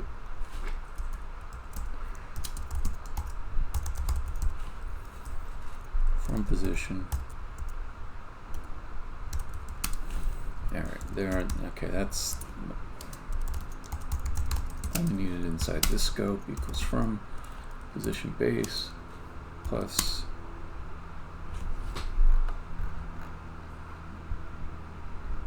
these deltas are bad deltas.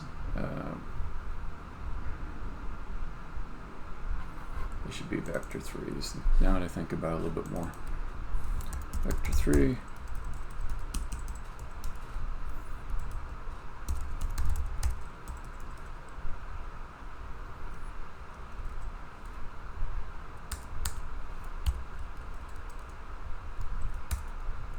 north.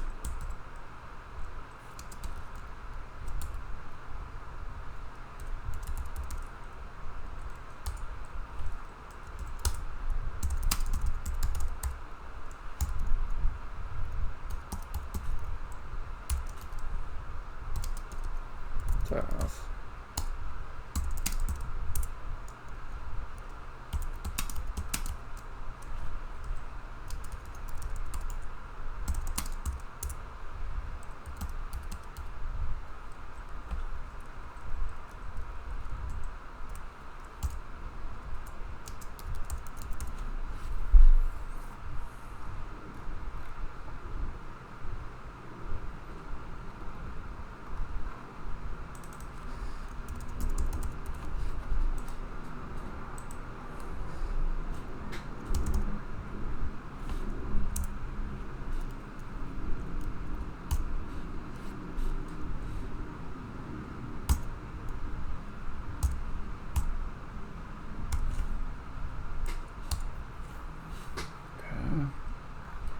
Here I say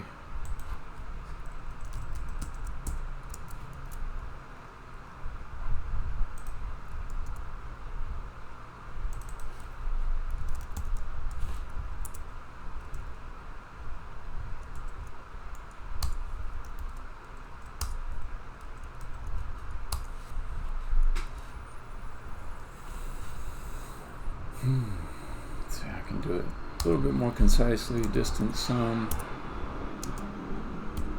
plus equals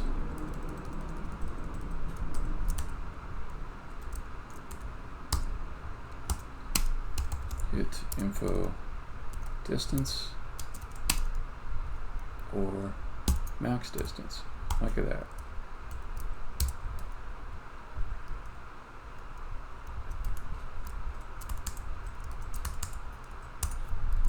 Turn distance sum divided by the neighbor count.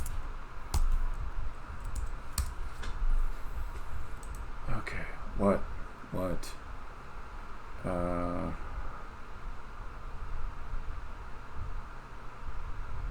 Get rid of this. Okay, what?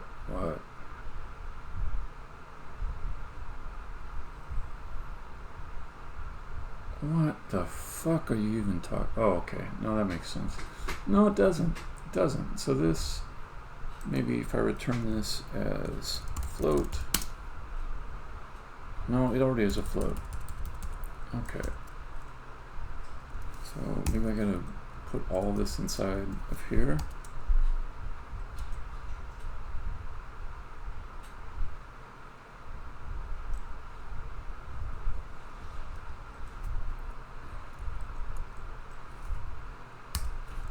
Okay.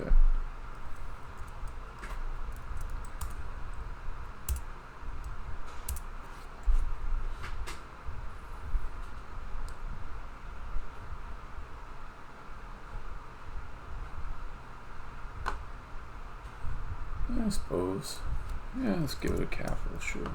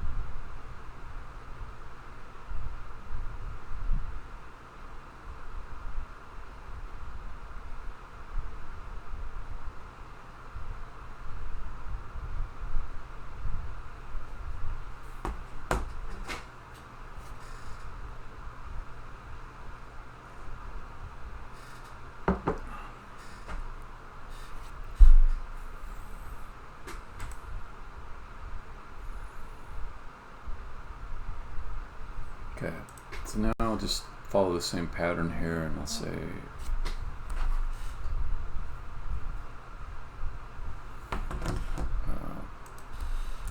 okay, call it calc. Okay. Average is a verb. Okay, so then let's take that. Let's say static, float, average.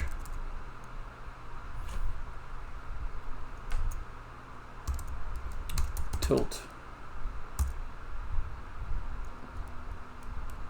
I don't need to say raycast either. I'll just say, okay. Names are kind of important, but they're not so important.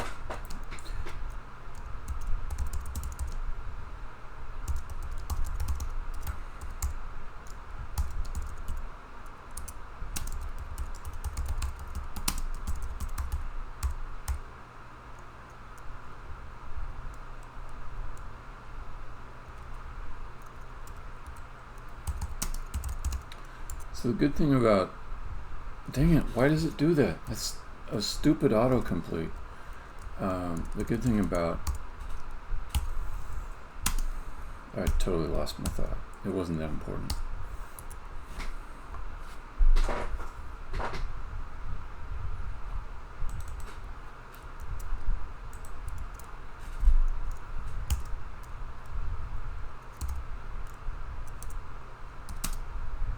Oh, the good thing about passing in this array of vectors here is that later on I can pass in completely different vectors that are based on where the player can actually walk to.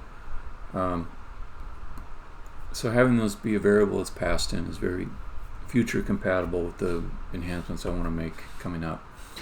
Okay, so forward position, tilt direction, tilt distance,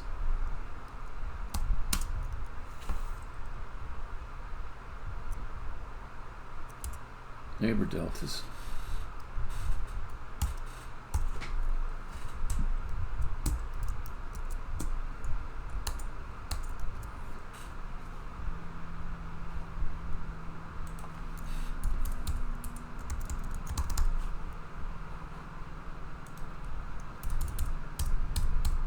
Oops, not that one.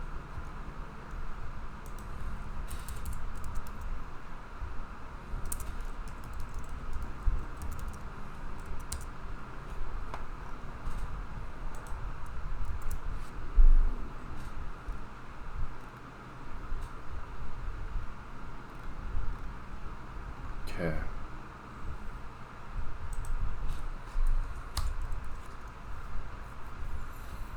So then let's see. Float, tilt, distance, average equals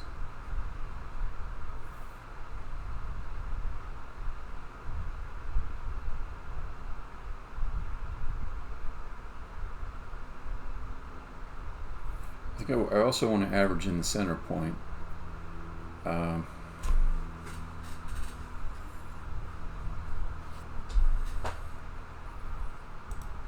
So to do that,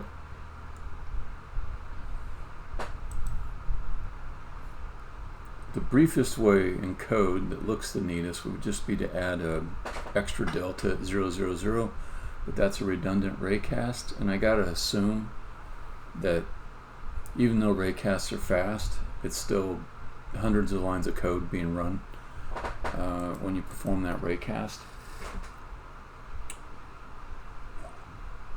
So I'm better off to reuse the distance I already have from the center and add it into the average.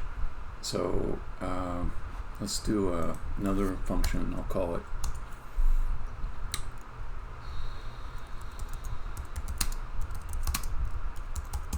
combine averages.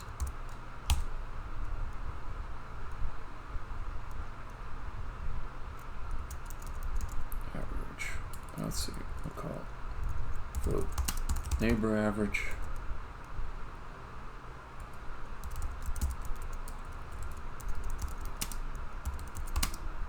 Neighbor count. Float What's not? The center distance. Neighbor distance average.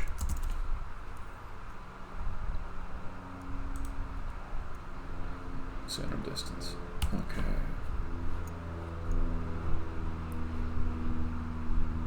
Combine average. Okay. So we do that, and this isn't too hard. It's just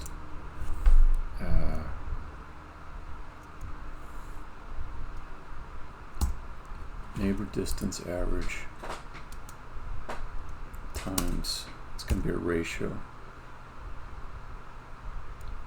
neighbor count divided by neighbor count plus 1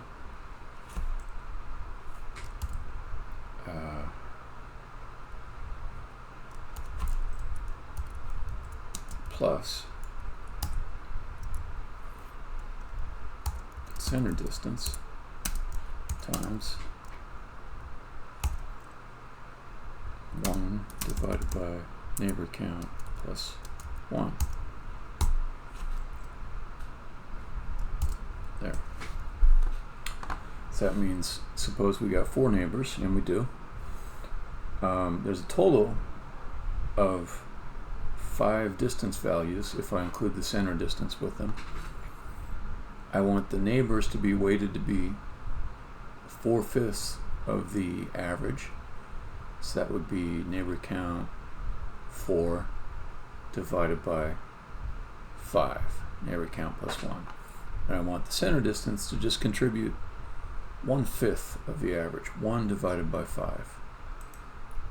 Add those two numbers together, you get a proper average, as if I had originally included the center distance in with the neighbors. So tilt distance average equals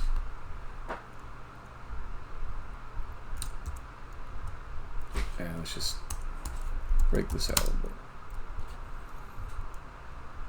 Tilt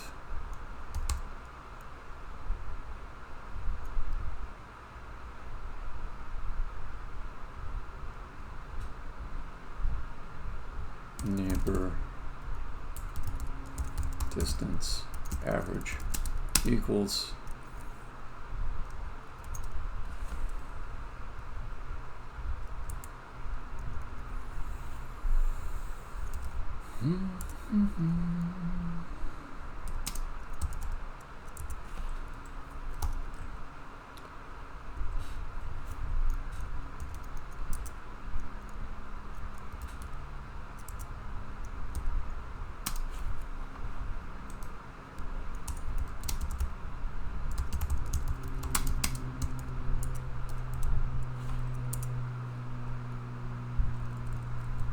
this is count though, right?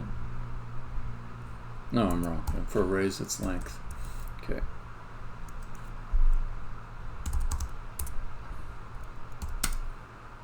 Oh, that's it.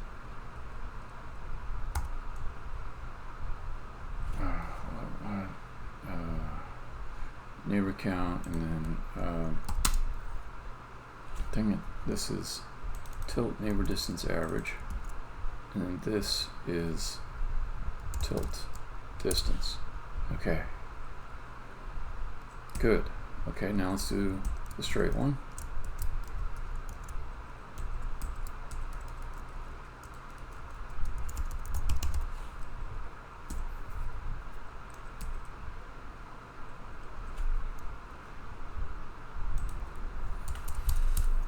So this is going to cause there to be not one raycast, but before it was 2 raycasts, it'll go up to 10. I still got a feeling it's going to be super fast, because at the beginning, no, not the beginning, but in pre-processing, I do this depth scan of the entire level, and it never takes a noticeable amount of time. So that's a few hundred raycasts. I never even notice it. So it'll be worth profiling, but let's see.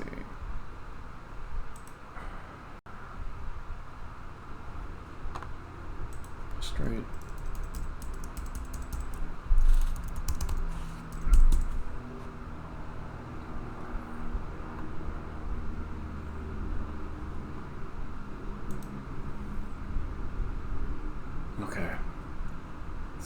think this becomes tilt distance average. This becomes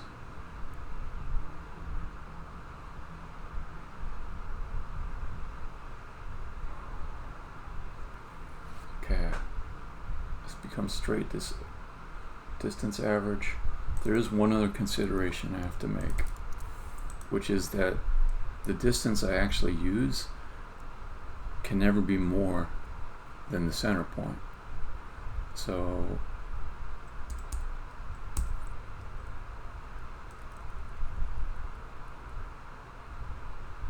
let's rename this variable a little bit.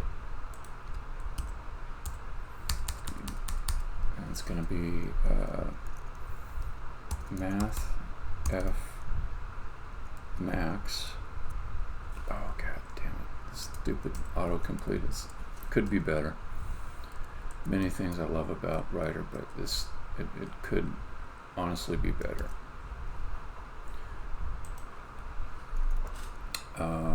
Okay, it cannot be more than tilt distance. Ah, dang it, don't. Sometimes I want to use autocomplete, but I don't want to replace the thing that was there. Okay, and it should not be max, it should be min. Okay. Now what? Now what? Jesus. I think I am actually getting to a point where Writer is creating as many errors for me to fix as it's preventing me from making. So it's a wash. That's my current feeling about it. So I might have to tweak the settings at some point, just for productivity reasons. Okay, so what is the thing you're complaining about?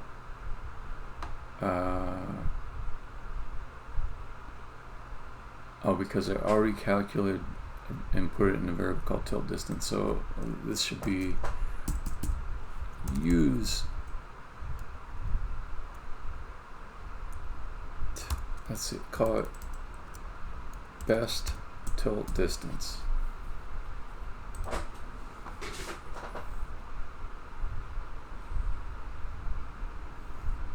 Okay.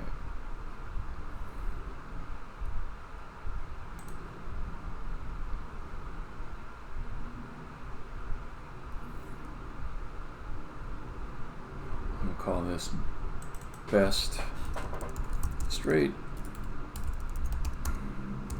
distance equals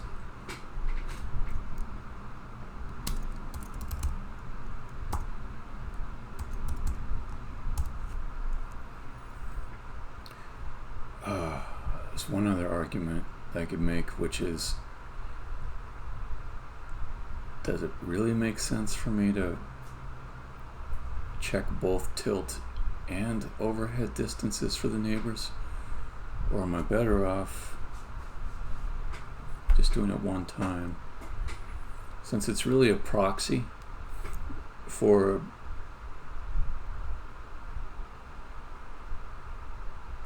the distance that would best allow me to see all the neighbors, it's not exactly calculating that. Since it's already a little bit inexact, maybe I'm better off just doing the neighbor calcs once, and I bring my raycast down to 6. Let me try it without. Well, I've already got it in place to calc for all the tilt and the straight. So I'll try it that way first, and I'll maybe compare the results if I simplify it to only check for one for the neighbor averaging. Okay, so this should be straight distance.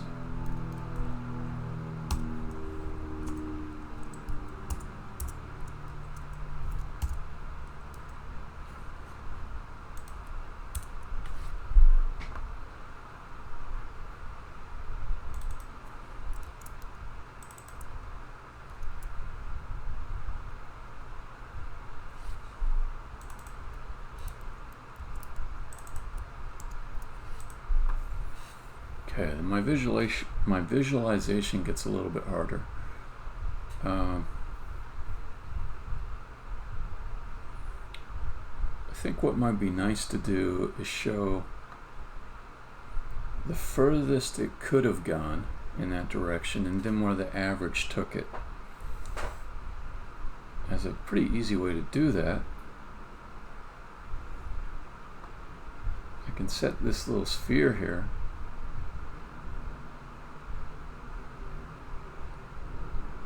at a different location.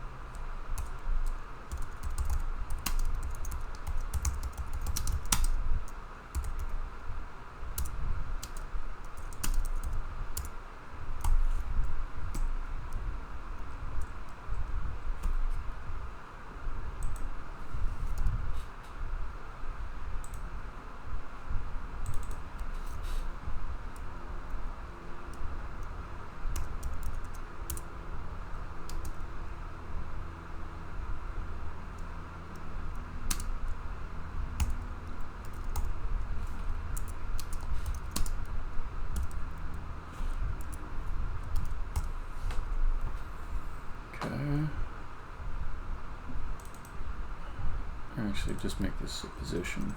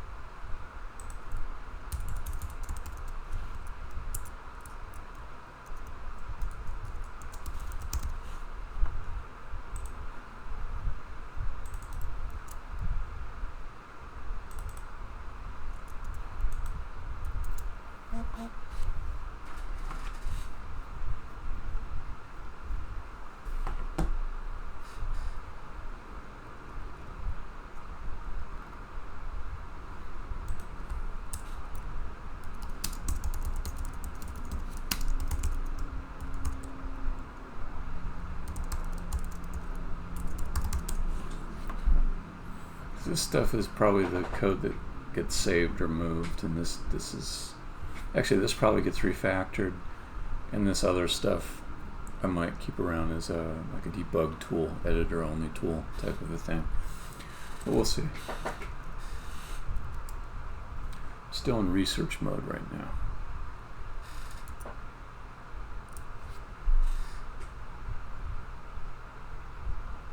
Okay.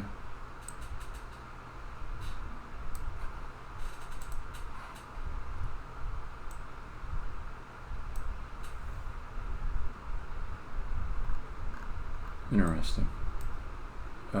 This guy's way the fuck up here. It's not quite right. Alright, so this is a lot of new code. It's probably good to step through it, see what's up.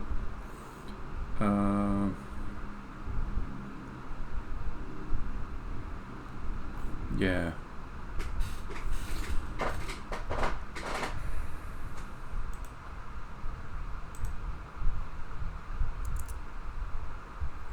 Okay, I'll be right back.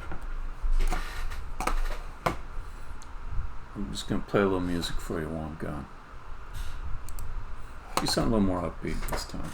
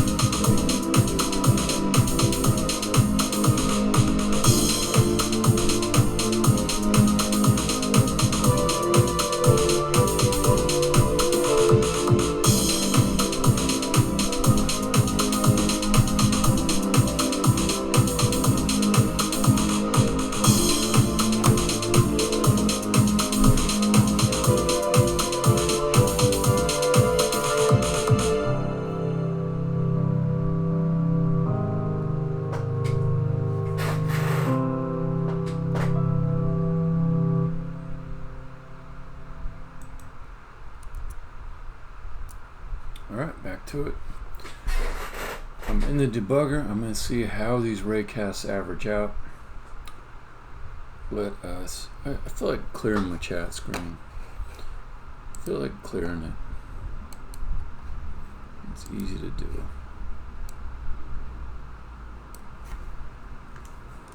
There we go.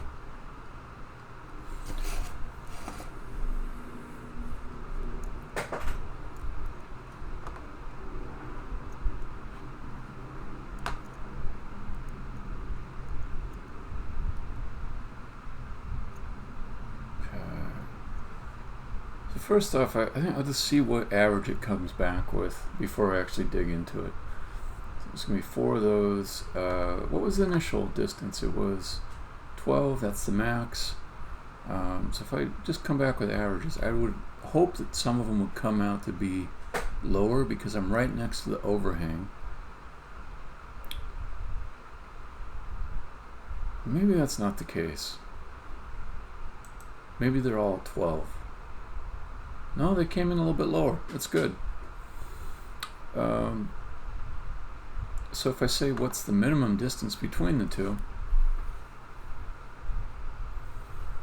it's going to average between these. My combined average should give me a value that is somewhere between 12 and 10.5, so maybe 11 or 10.8 or something like that. That's what I'm hoping for. No, it just came in at 12. So I think my combined average is not working right. Even though I felt like I had a high degree of confidence, you know, in that function. Sometimes when you're confident in something, that doesn't actually help that thing work the way you want it to, though. Okay, so...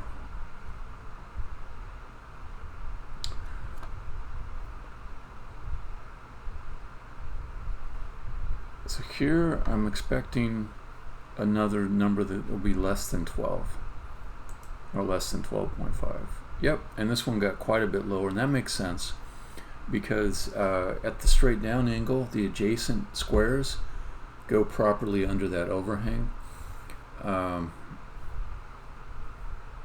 Okay, so now I want to go into combined average and see what's actually happening there.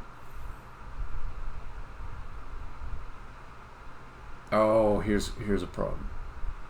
It's passing in the tilt distance. Although that's not going to explain why the first one messed up. But still, straight distance would have been also 12 or something. Let me check. Oh, 5.9. Okay. Interesting. Let's pop on in there. See what it does. Okay, so neighbor count. Oh, there's okay. Order of operators. So neighbor count is 4, but it's going to do neighbor count divided by. It's going to do neighbor count 4, and actually this is going to be 1. It's going to do 1. 4 divided by 4 is 1. And I'll add plus 1 there. Similar thing here. Okay, so I see 2 bugs right away. Let's hit play and just fix the 2 bugs I already see and see where we're at after that. So this is straight distance. This is neighbor count plus 1. You know what? Since I'm doing a neighbor count plus 1 there, I'm guessing this is better code. Let's see.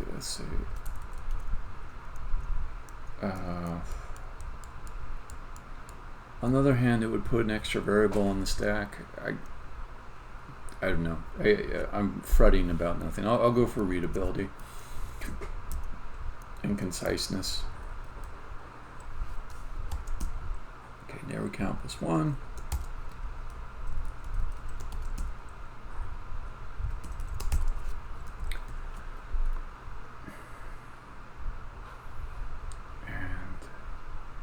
This is correctly telling me I've got some extra parentheses that don't matter.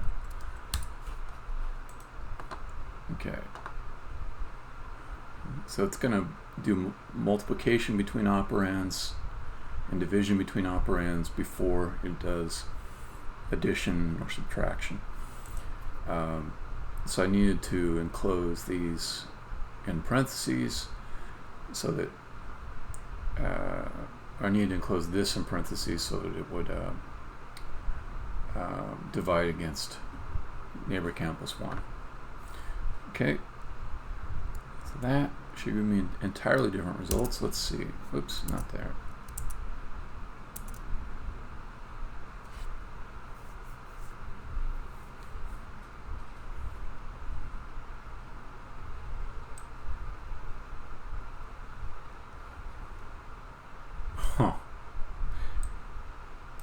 Okay, so this one looks good.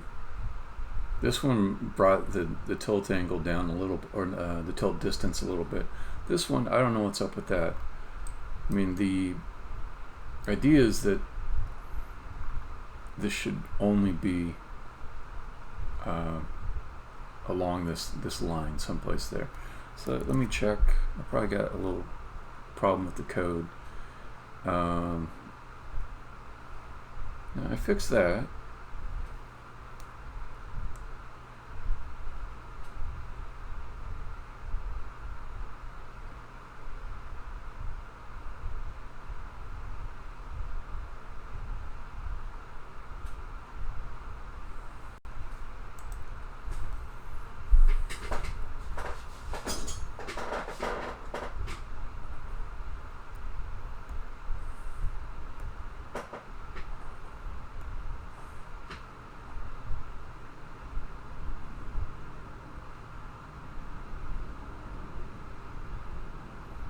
Okay.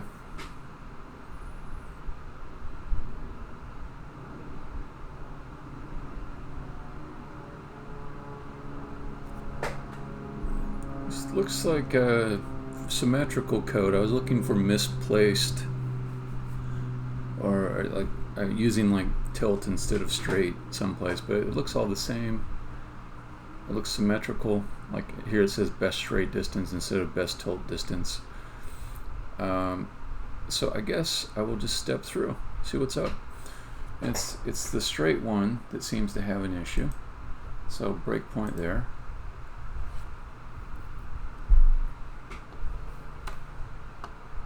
Let's see.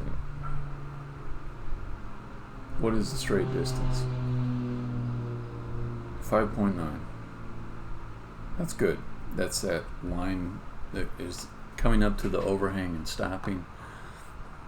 The neighbors on average, I think they'll come up higher than the straight. Oh, you know what? I'm passing in the overall constant that it can't go above instead of the specific center point distance it came back with. Okay, so that's a mistake. So the straight neighbor distance average is 8.9, and because I'm passing in this much larger value, it's not clipping it to the center distance. Okay, no problem. Easy fix. Easy fix. This should be tilt distance, and this should be straight distance.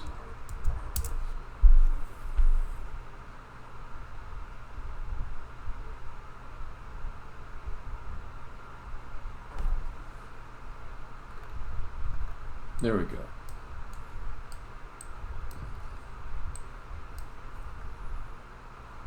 So where it gets interesting is if I come over here. Okay. So it's saying there's no reason to duck down. That's what it thinks. And it's thinking that because if we come out this way, the tilt distance is way up here. It is maxed. If I go this way, it's maxed. If I go this way, it's maxed. If I go this way, it's not maxed. Oh no, it is maxed. So it's the center point tilt distances in the 5 neighbors are all maxed. So therefore,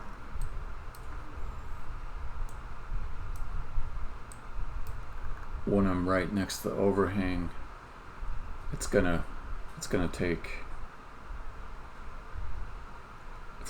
the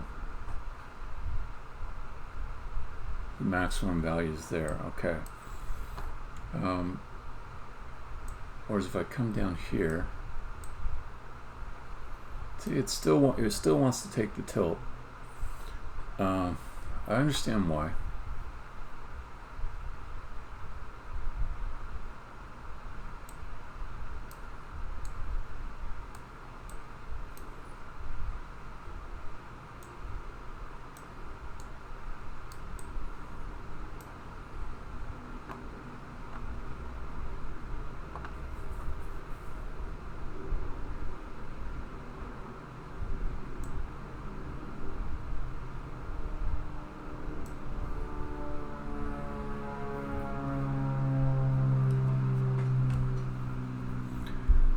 I want to make sure I'm not doing significant work here, so I'm just going to do a quick timer.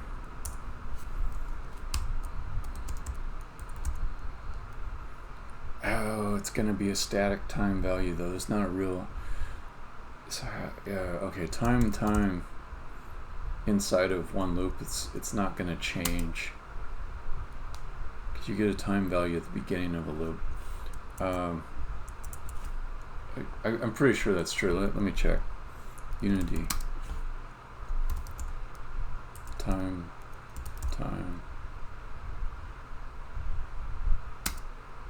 Change inside one frame.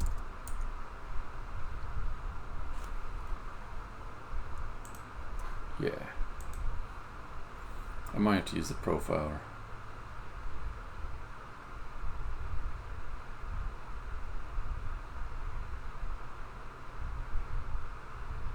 No, this guy's...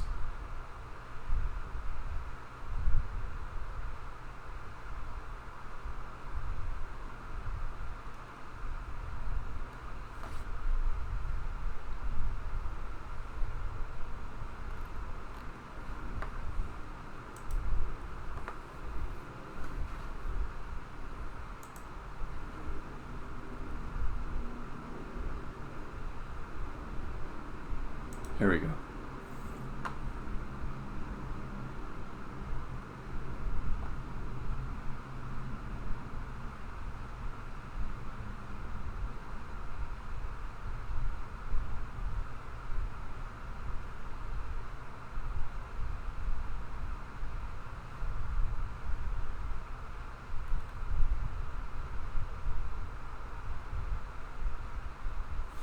Okay, real time since startup. That's it.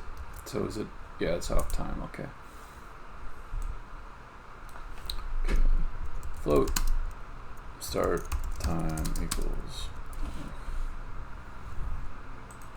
time. And I just want to know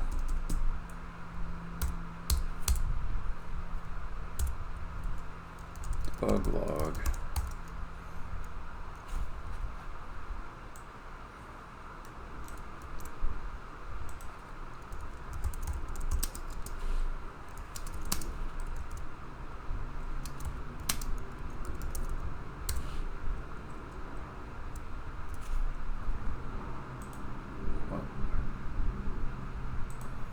Come on, you know what I'm saying.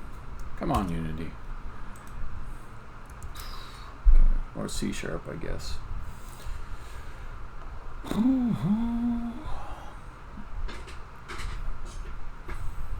Okay. I'm just checking to see if these raycasts are as cheap as I think they are.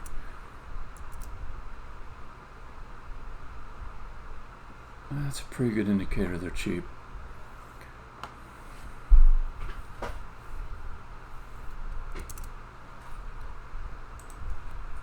Let me make sure that I can actually measure if they're expensive by forcing it to take some amount of time that's measurable.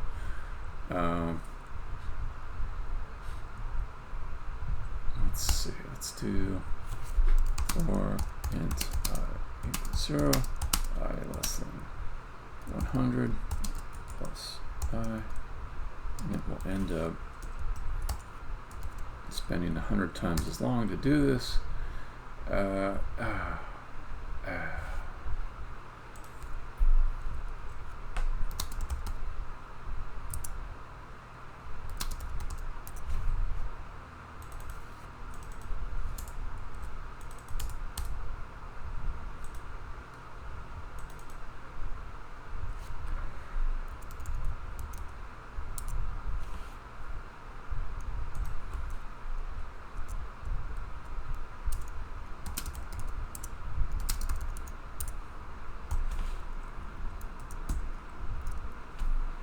This is timing code, so god damn it, man.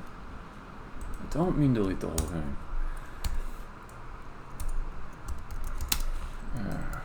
Ryder, I've got issues with you. They're not large issues, they're just okay. So take that. Delete.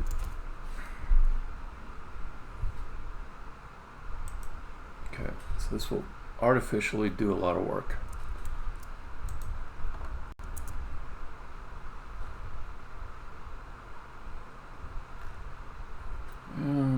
I'm distrustful of this value. Alright, just a little bit at a time. Don't want to like get into a crash type situation. Oh, wait a minute. No, this is... No? Okay, clear. Whoa. God damn it. Tilt doesn't boom, boom, boom. Okay. They're out variables, so what are you complaining about?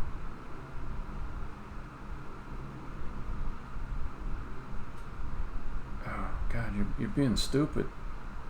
Compiler, you're being stupid. They're getting set right here. Don't be dumb. Okay. Let's just stick one more iteration down here. Oh, now you're happy. Idiot. Dumb compiler. Dumb. All right.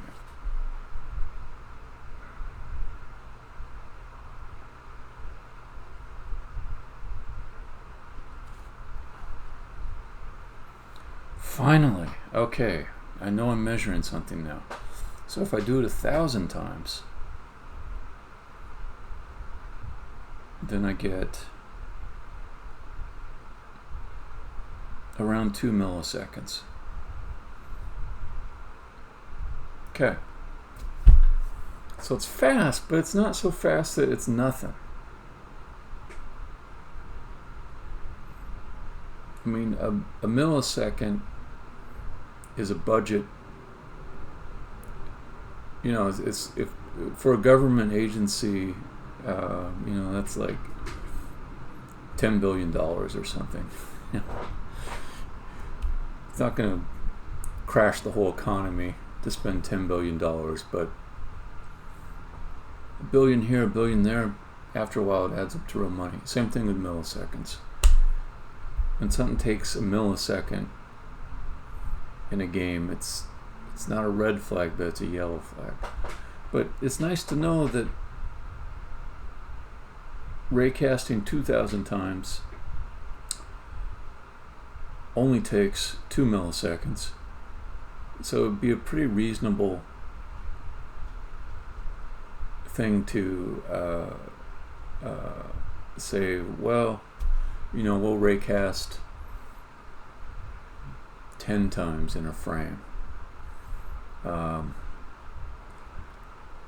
that'll take 1/100th of a millisecond. it's nice to know that I've got a little bit of latitude there to play with that raycasting. I also have to run this thing on slower computers than mine.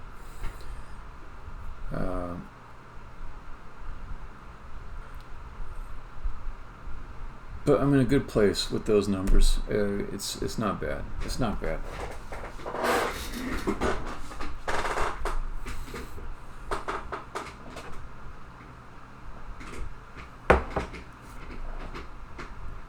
Especially when I intend to cache results.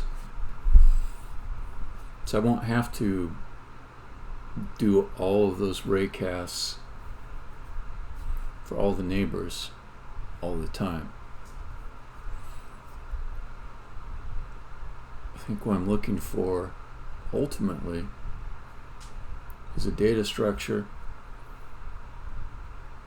that holds all of the I don't know. I don't want to be too precise. It holds the same information we're looking at for each of the floor squares that the player could be at. Okay.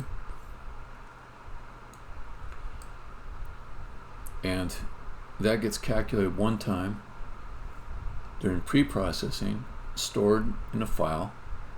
When the level loads, it loads in that file.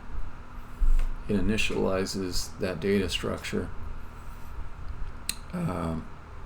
But then, as things happen in the level that would change those raycasting values, and there really is just a small number of events, we would, in a localized way, local to wherever the squares changed, recalculate those raycasts. So it might be the player opens a door, or a letter gate as I call them, and it causes 100 raycasts to be performed right when that door opens, and that's 1/10 of a millisecond. No big deal. Wouldn't recalculate the entire set of raycasts for the level. Don't need to. Not during game time. So it can load in a starting set of raycast values for all the traversable squares that you could end up at, and update them in a localized way during playtime as needed in response to certain events, which I know will change where the camera should be at. Okay, well, that's one approach. That's one approach. It's probably the right one.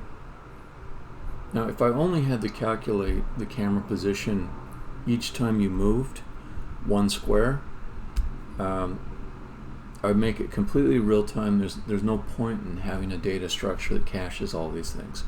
But because I also have a problem of choosing a camera path over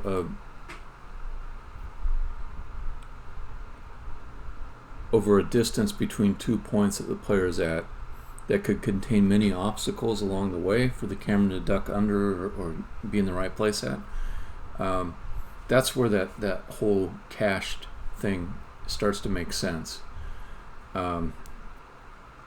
Because in planning that path, I will need to know in advance of beginning to move along the path that the camera moves what's ahead of it. So I'll have to know like a large collection of raycasts along that route. And that's where it starts getting into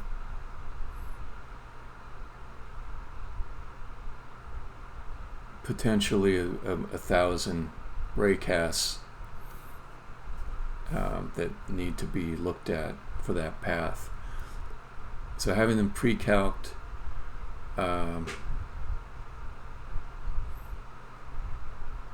would make that pathing performant.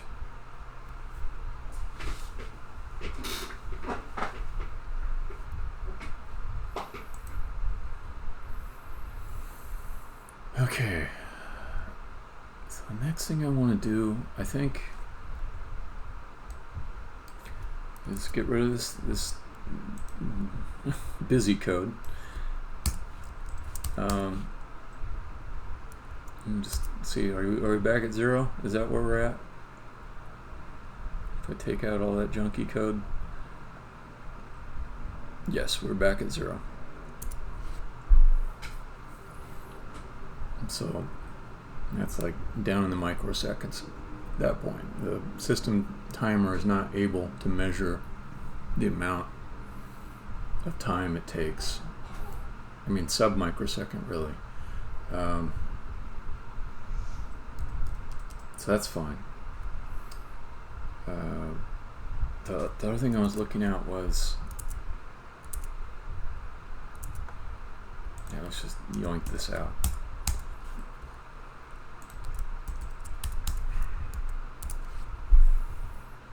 The other thing I was looking at was, do I want to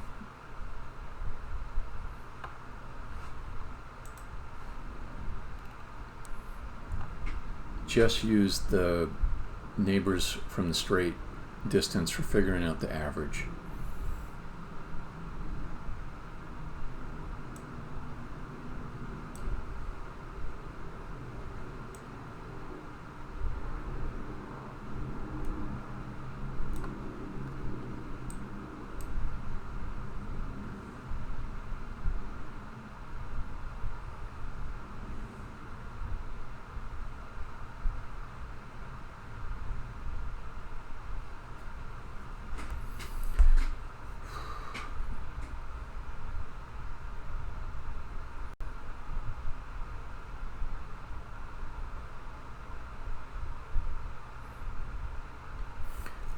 I might want a better average here too.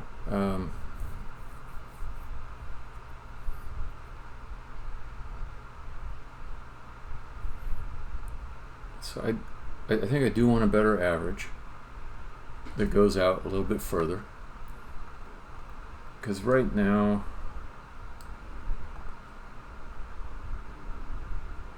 I don't know if that would make a difference though.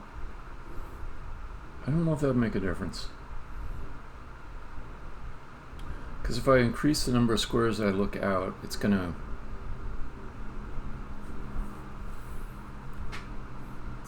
to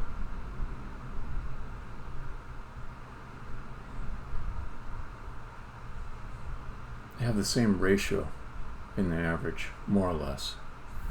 So if I say let's get some more squares under here, you'd think that would lower this little dot here, which is really the effect I'm aiming for, is getting this guy to be a little more pessimistic and come down more.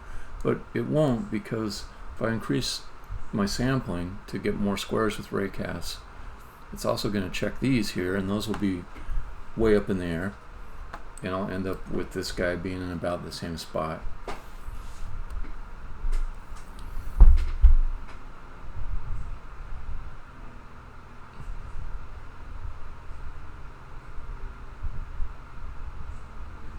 So what's a good general way to handle this? I think ideally this would come down a little more, but not all the way down here, you know? So if it just snaps down to the most pessimistic case, I don't think that looks that good.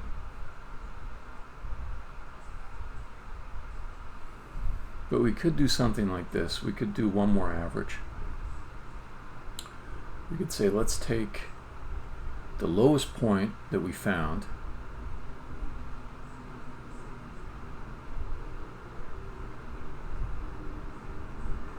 and let's take the highest point, or let's take the center point, and just average between the two.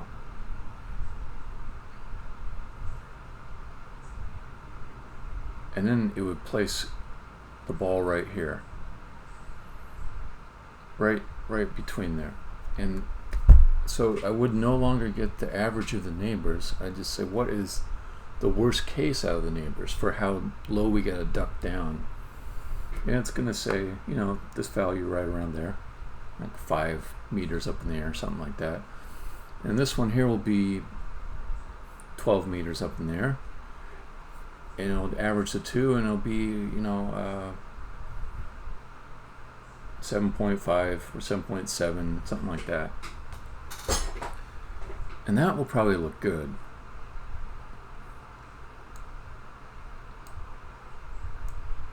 And if I use that algorithm, then there's more of a point to going out further. Or is there?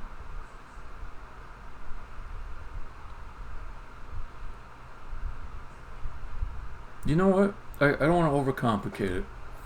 I think sometimes I look for refinements that aren't valuable, or I haven't proven their value, and to implement them to start with is not great.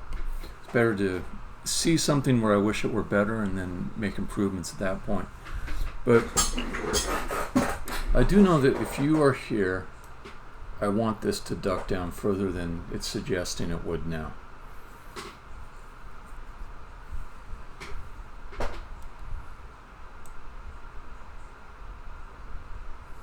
I also think I should just take the straight down value, the straight value. I don't need to also take the tilt value for figuring out the average.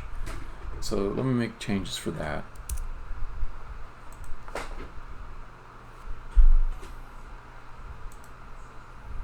Quite a few changes there.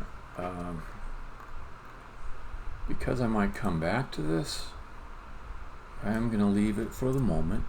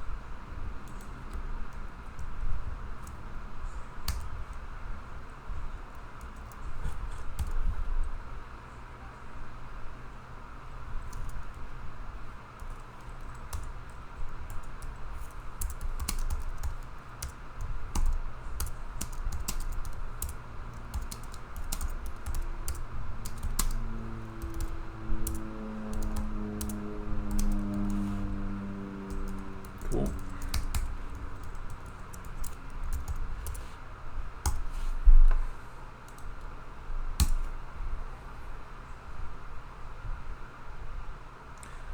And let's just get rid of this thing where I'm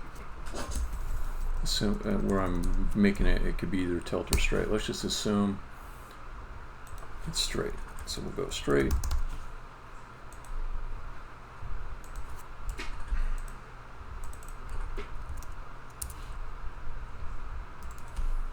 And I can get rid of the max distance too.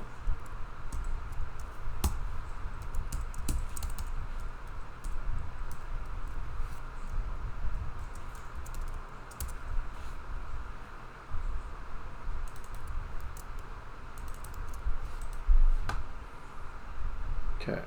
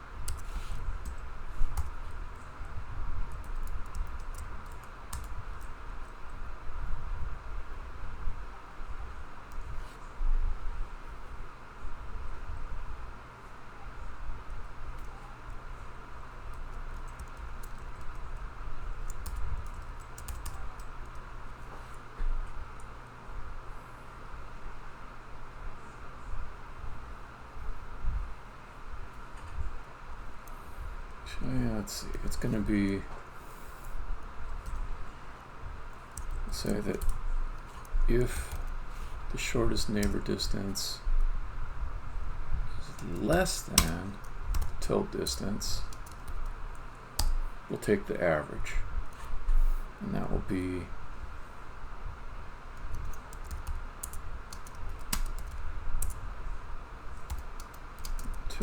otherwise we'll just use the tilt distance. We never want to get further out than the tilt distance, because that represents the furthest we could go from the center point on the tilt angle and still see the player.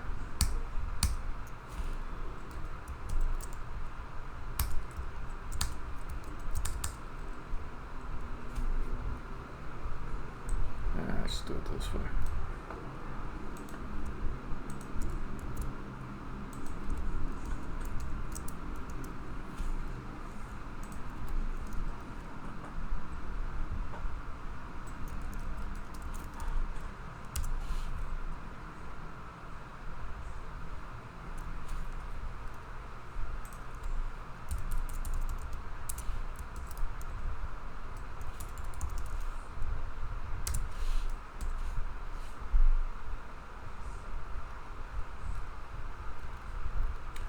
Okay, this should give me something quite a bit different.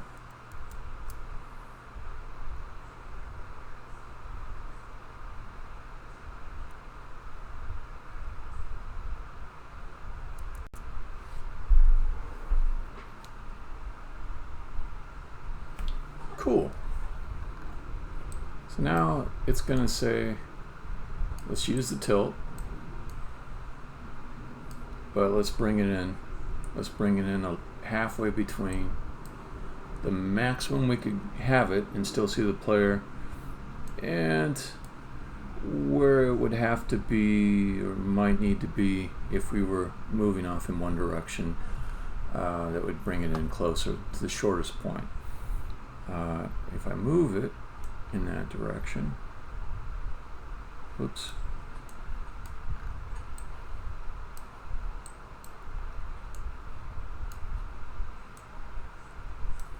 Okay. Alright. Now, did it bring this guy in closer? I kind of hope it did. Did it, though? No. It kind of makes sense. It doesn't have to yet. It's still doing the same thing. It's saying, okay, the worst case moving to one of our neighbors is we'd have to go down this low. So I'll pessimistically zoom in a bit here. It's probably going to do that all the way through here. If I pulled in one, what does it do? Okay, it properly brings it down. There, okay, cool. Let me try another case that's very common, where I move it along one of these walls.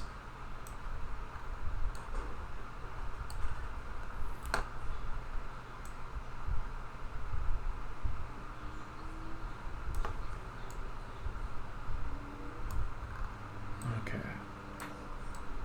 So when I go here, the question is, does it switch? It doesn't switch. Okay. I think that's because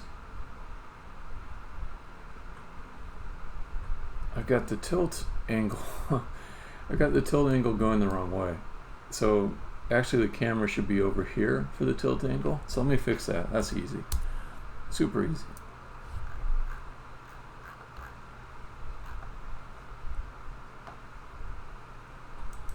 I can go 350, I think.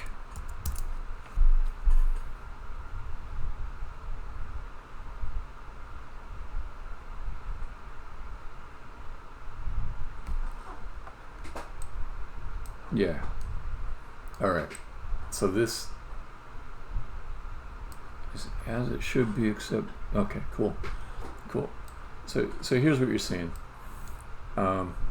It's picking the straight angle because the tilt angle is now obscured by the wall. I go out a little bit. one square. The tilt angle is no longer obscured. By the way, this is a much more elegant way to arrive at this decision to move to the straight angle than what I had. What I had before was looking at the board, which is the logical game structures, and saying, what do we have here? Is there a wall here? Is there a wall here? Is there a wall here? It wasn't nearly as good as this.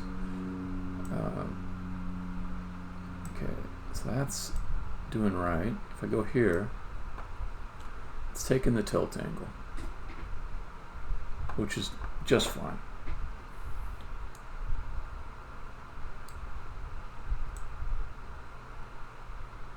So as I move this along, it's just going straight down at maximal angle. I like that. That is what I want. Let me bring it up here and test the overhang again. Okay. So now it's bringing it low, which is cool. So the other case that was interesting was out here. Okay, so I was exploring it on the other side, but now that the tilt angle is correct, I can see that here. I'll actually move the camera so that it's right in the recommended position.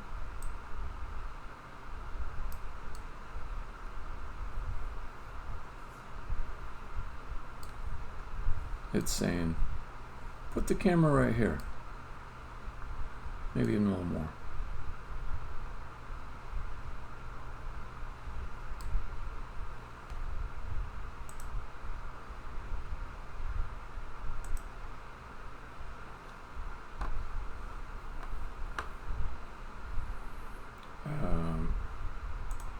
There, okay. And that is actually a good view. That's an improved view over what I would have done before. I would have ducked it under the overhang and did straight view. But this is a much better view. You can see everything under the overhang. You're at the more aesthetic camera angle.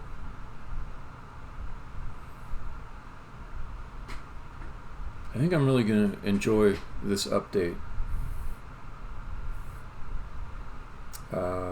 This is going to look a lot better.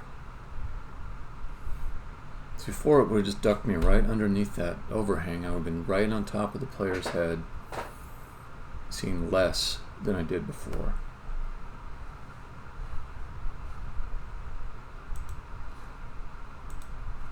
Okay, so then if I move one forward, then it'll duck me under. But I'll still be at the tilt view.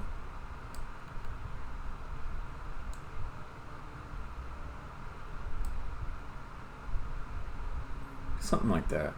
And I'll still have the tilt view. Before I was using the straight view when I ducked under like that. So this is much better. If I did use the straight view, it would put me like that. Okay. This is going to be more graceful though.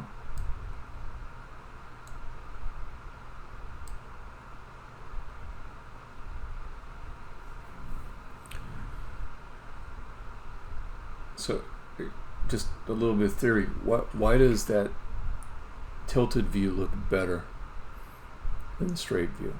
And a lot of it has to do with particularly looking at the human form. How often do you, in your regular life, ever view people from straight above them? Like maybe sometimes you're at the top of a building or on a bridge or something, looking down, you can see them. But it's super rare.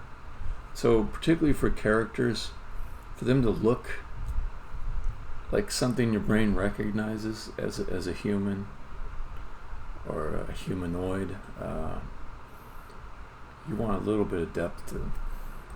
And then that's particularly strong for objects that your brain wants to recognize but has trouble with, in like the human form. But any kind of object where you're looking straight down like that, it's a little not as good as if it was at an angle, as far as showing more about the thing. So as I was saying before, there's a compromise between aesthetics and information. So if I really wanted this scene to look super cool, I didn't care about anything else, probably would have picked a view like this. Okay, but then you're over here and you can't really see what's inside of there. Can't see what's over here. It's all obscured. Less information for you, right? These guys look a lot better at this angle. They look more like humanoids. So there's a compromise between those goals. And it's just a slight angle. It's a 10-degree angle.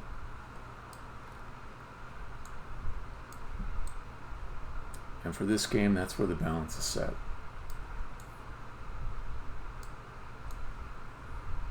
Okay. The other thing that I'm looking forward to is having the camera always aligned to one of these two angles. So I believe that's going to help the player be predictive about what they'll see as they move around, which goes back to the problem I brought up at the beginning of giving the player a better feel about the game by giving them less things to do. And one of those things is controlling the camera, which we all got used to with you know, our little joysticks that have got one little controller over here on the left, which at the convention now is that one is gonna show you whatever camera view you want, and the one on the right, that's the one that's gonna be used to move you. So we train ourselves, you know, to follow these conventions, and those conventions are useful. I rely on all kinds of conventions. But I'm making the case that we should break from that convention in some games, in particular mine. But sometimes it's a good thing not to have an extra little fiddly bit to mess with. You know, you can see this in design of different devices. For example, on an Android phone, they tend to use the same volume slider across all the apps. So maybe you might want to, in a particular game or application, have a separate media volume. It would be a useful thing, perhaps, but you trade away that edge case where you want to have a different volume in a particular app for being a little bit free from fiddling with settings. So you can just click the little thing on the side of your phone, and that's one volume setting for all your stuff. And occasionally, here and there, you'll have the volume turned all the way down because you don't want to hear one thing, like some music in a game, but then you switch to a podcast app and then you hit play and you hear nothing. You're like, oh, I gotta turn the volume back up. So it's the same principle here. Less things to fiddle with, giving you some freedom, but not hitting every single edge case that you might like to have that control in. Removing some ability for you, the player, to get exactly what you want in some cases, but most of the time doing a pretty nice job and freeing your brain up from having one extra thing to fiddle with. And that's why I'm spending so much time on getting this camera stuff right, to free you up to enjoy the game. Alright, I'm going to take a break in this session. I'm going to do a stop the stream break here, because I'm going to go downstairs and make some brunch for myself and my lovely wife, and then I'm going to come back and I'm going to beat the shit out of this problem. I'm going to have some aggressive energy going into getting the camera hooked up to this new algorithm that I've come up with, which I think is a world beater, and I think it's going to make the game look a lot better. So if you're on with me now, I'll be back in a half hour or so. Stopping the stream, stopping the stream, stopping the stream now.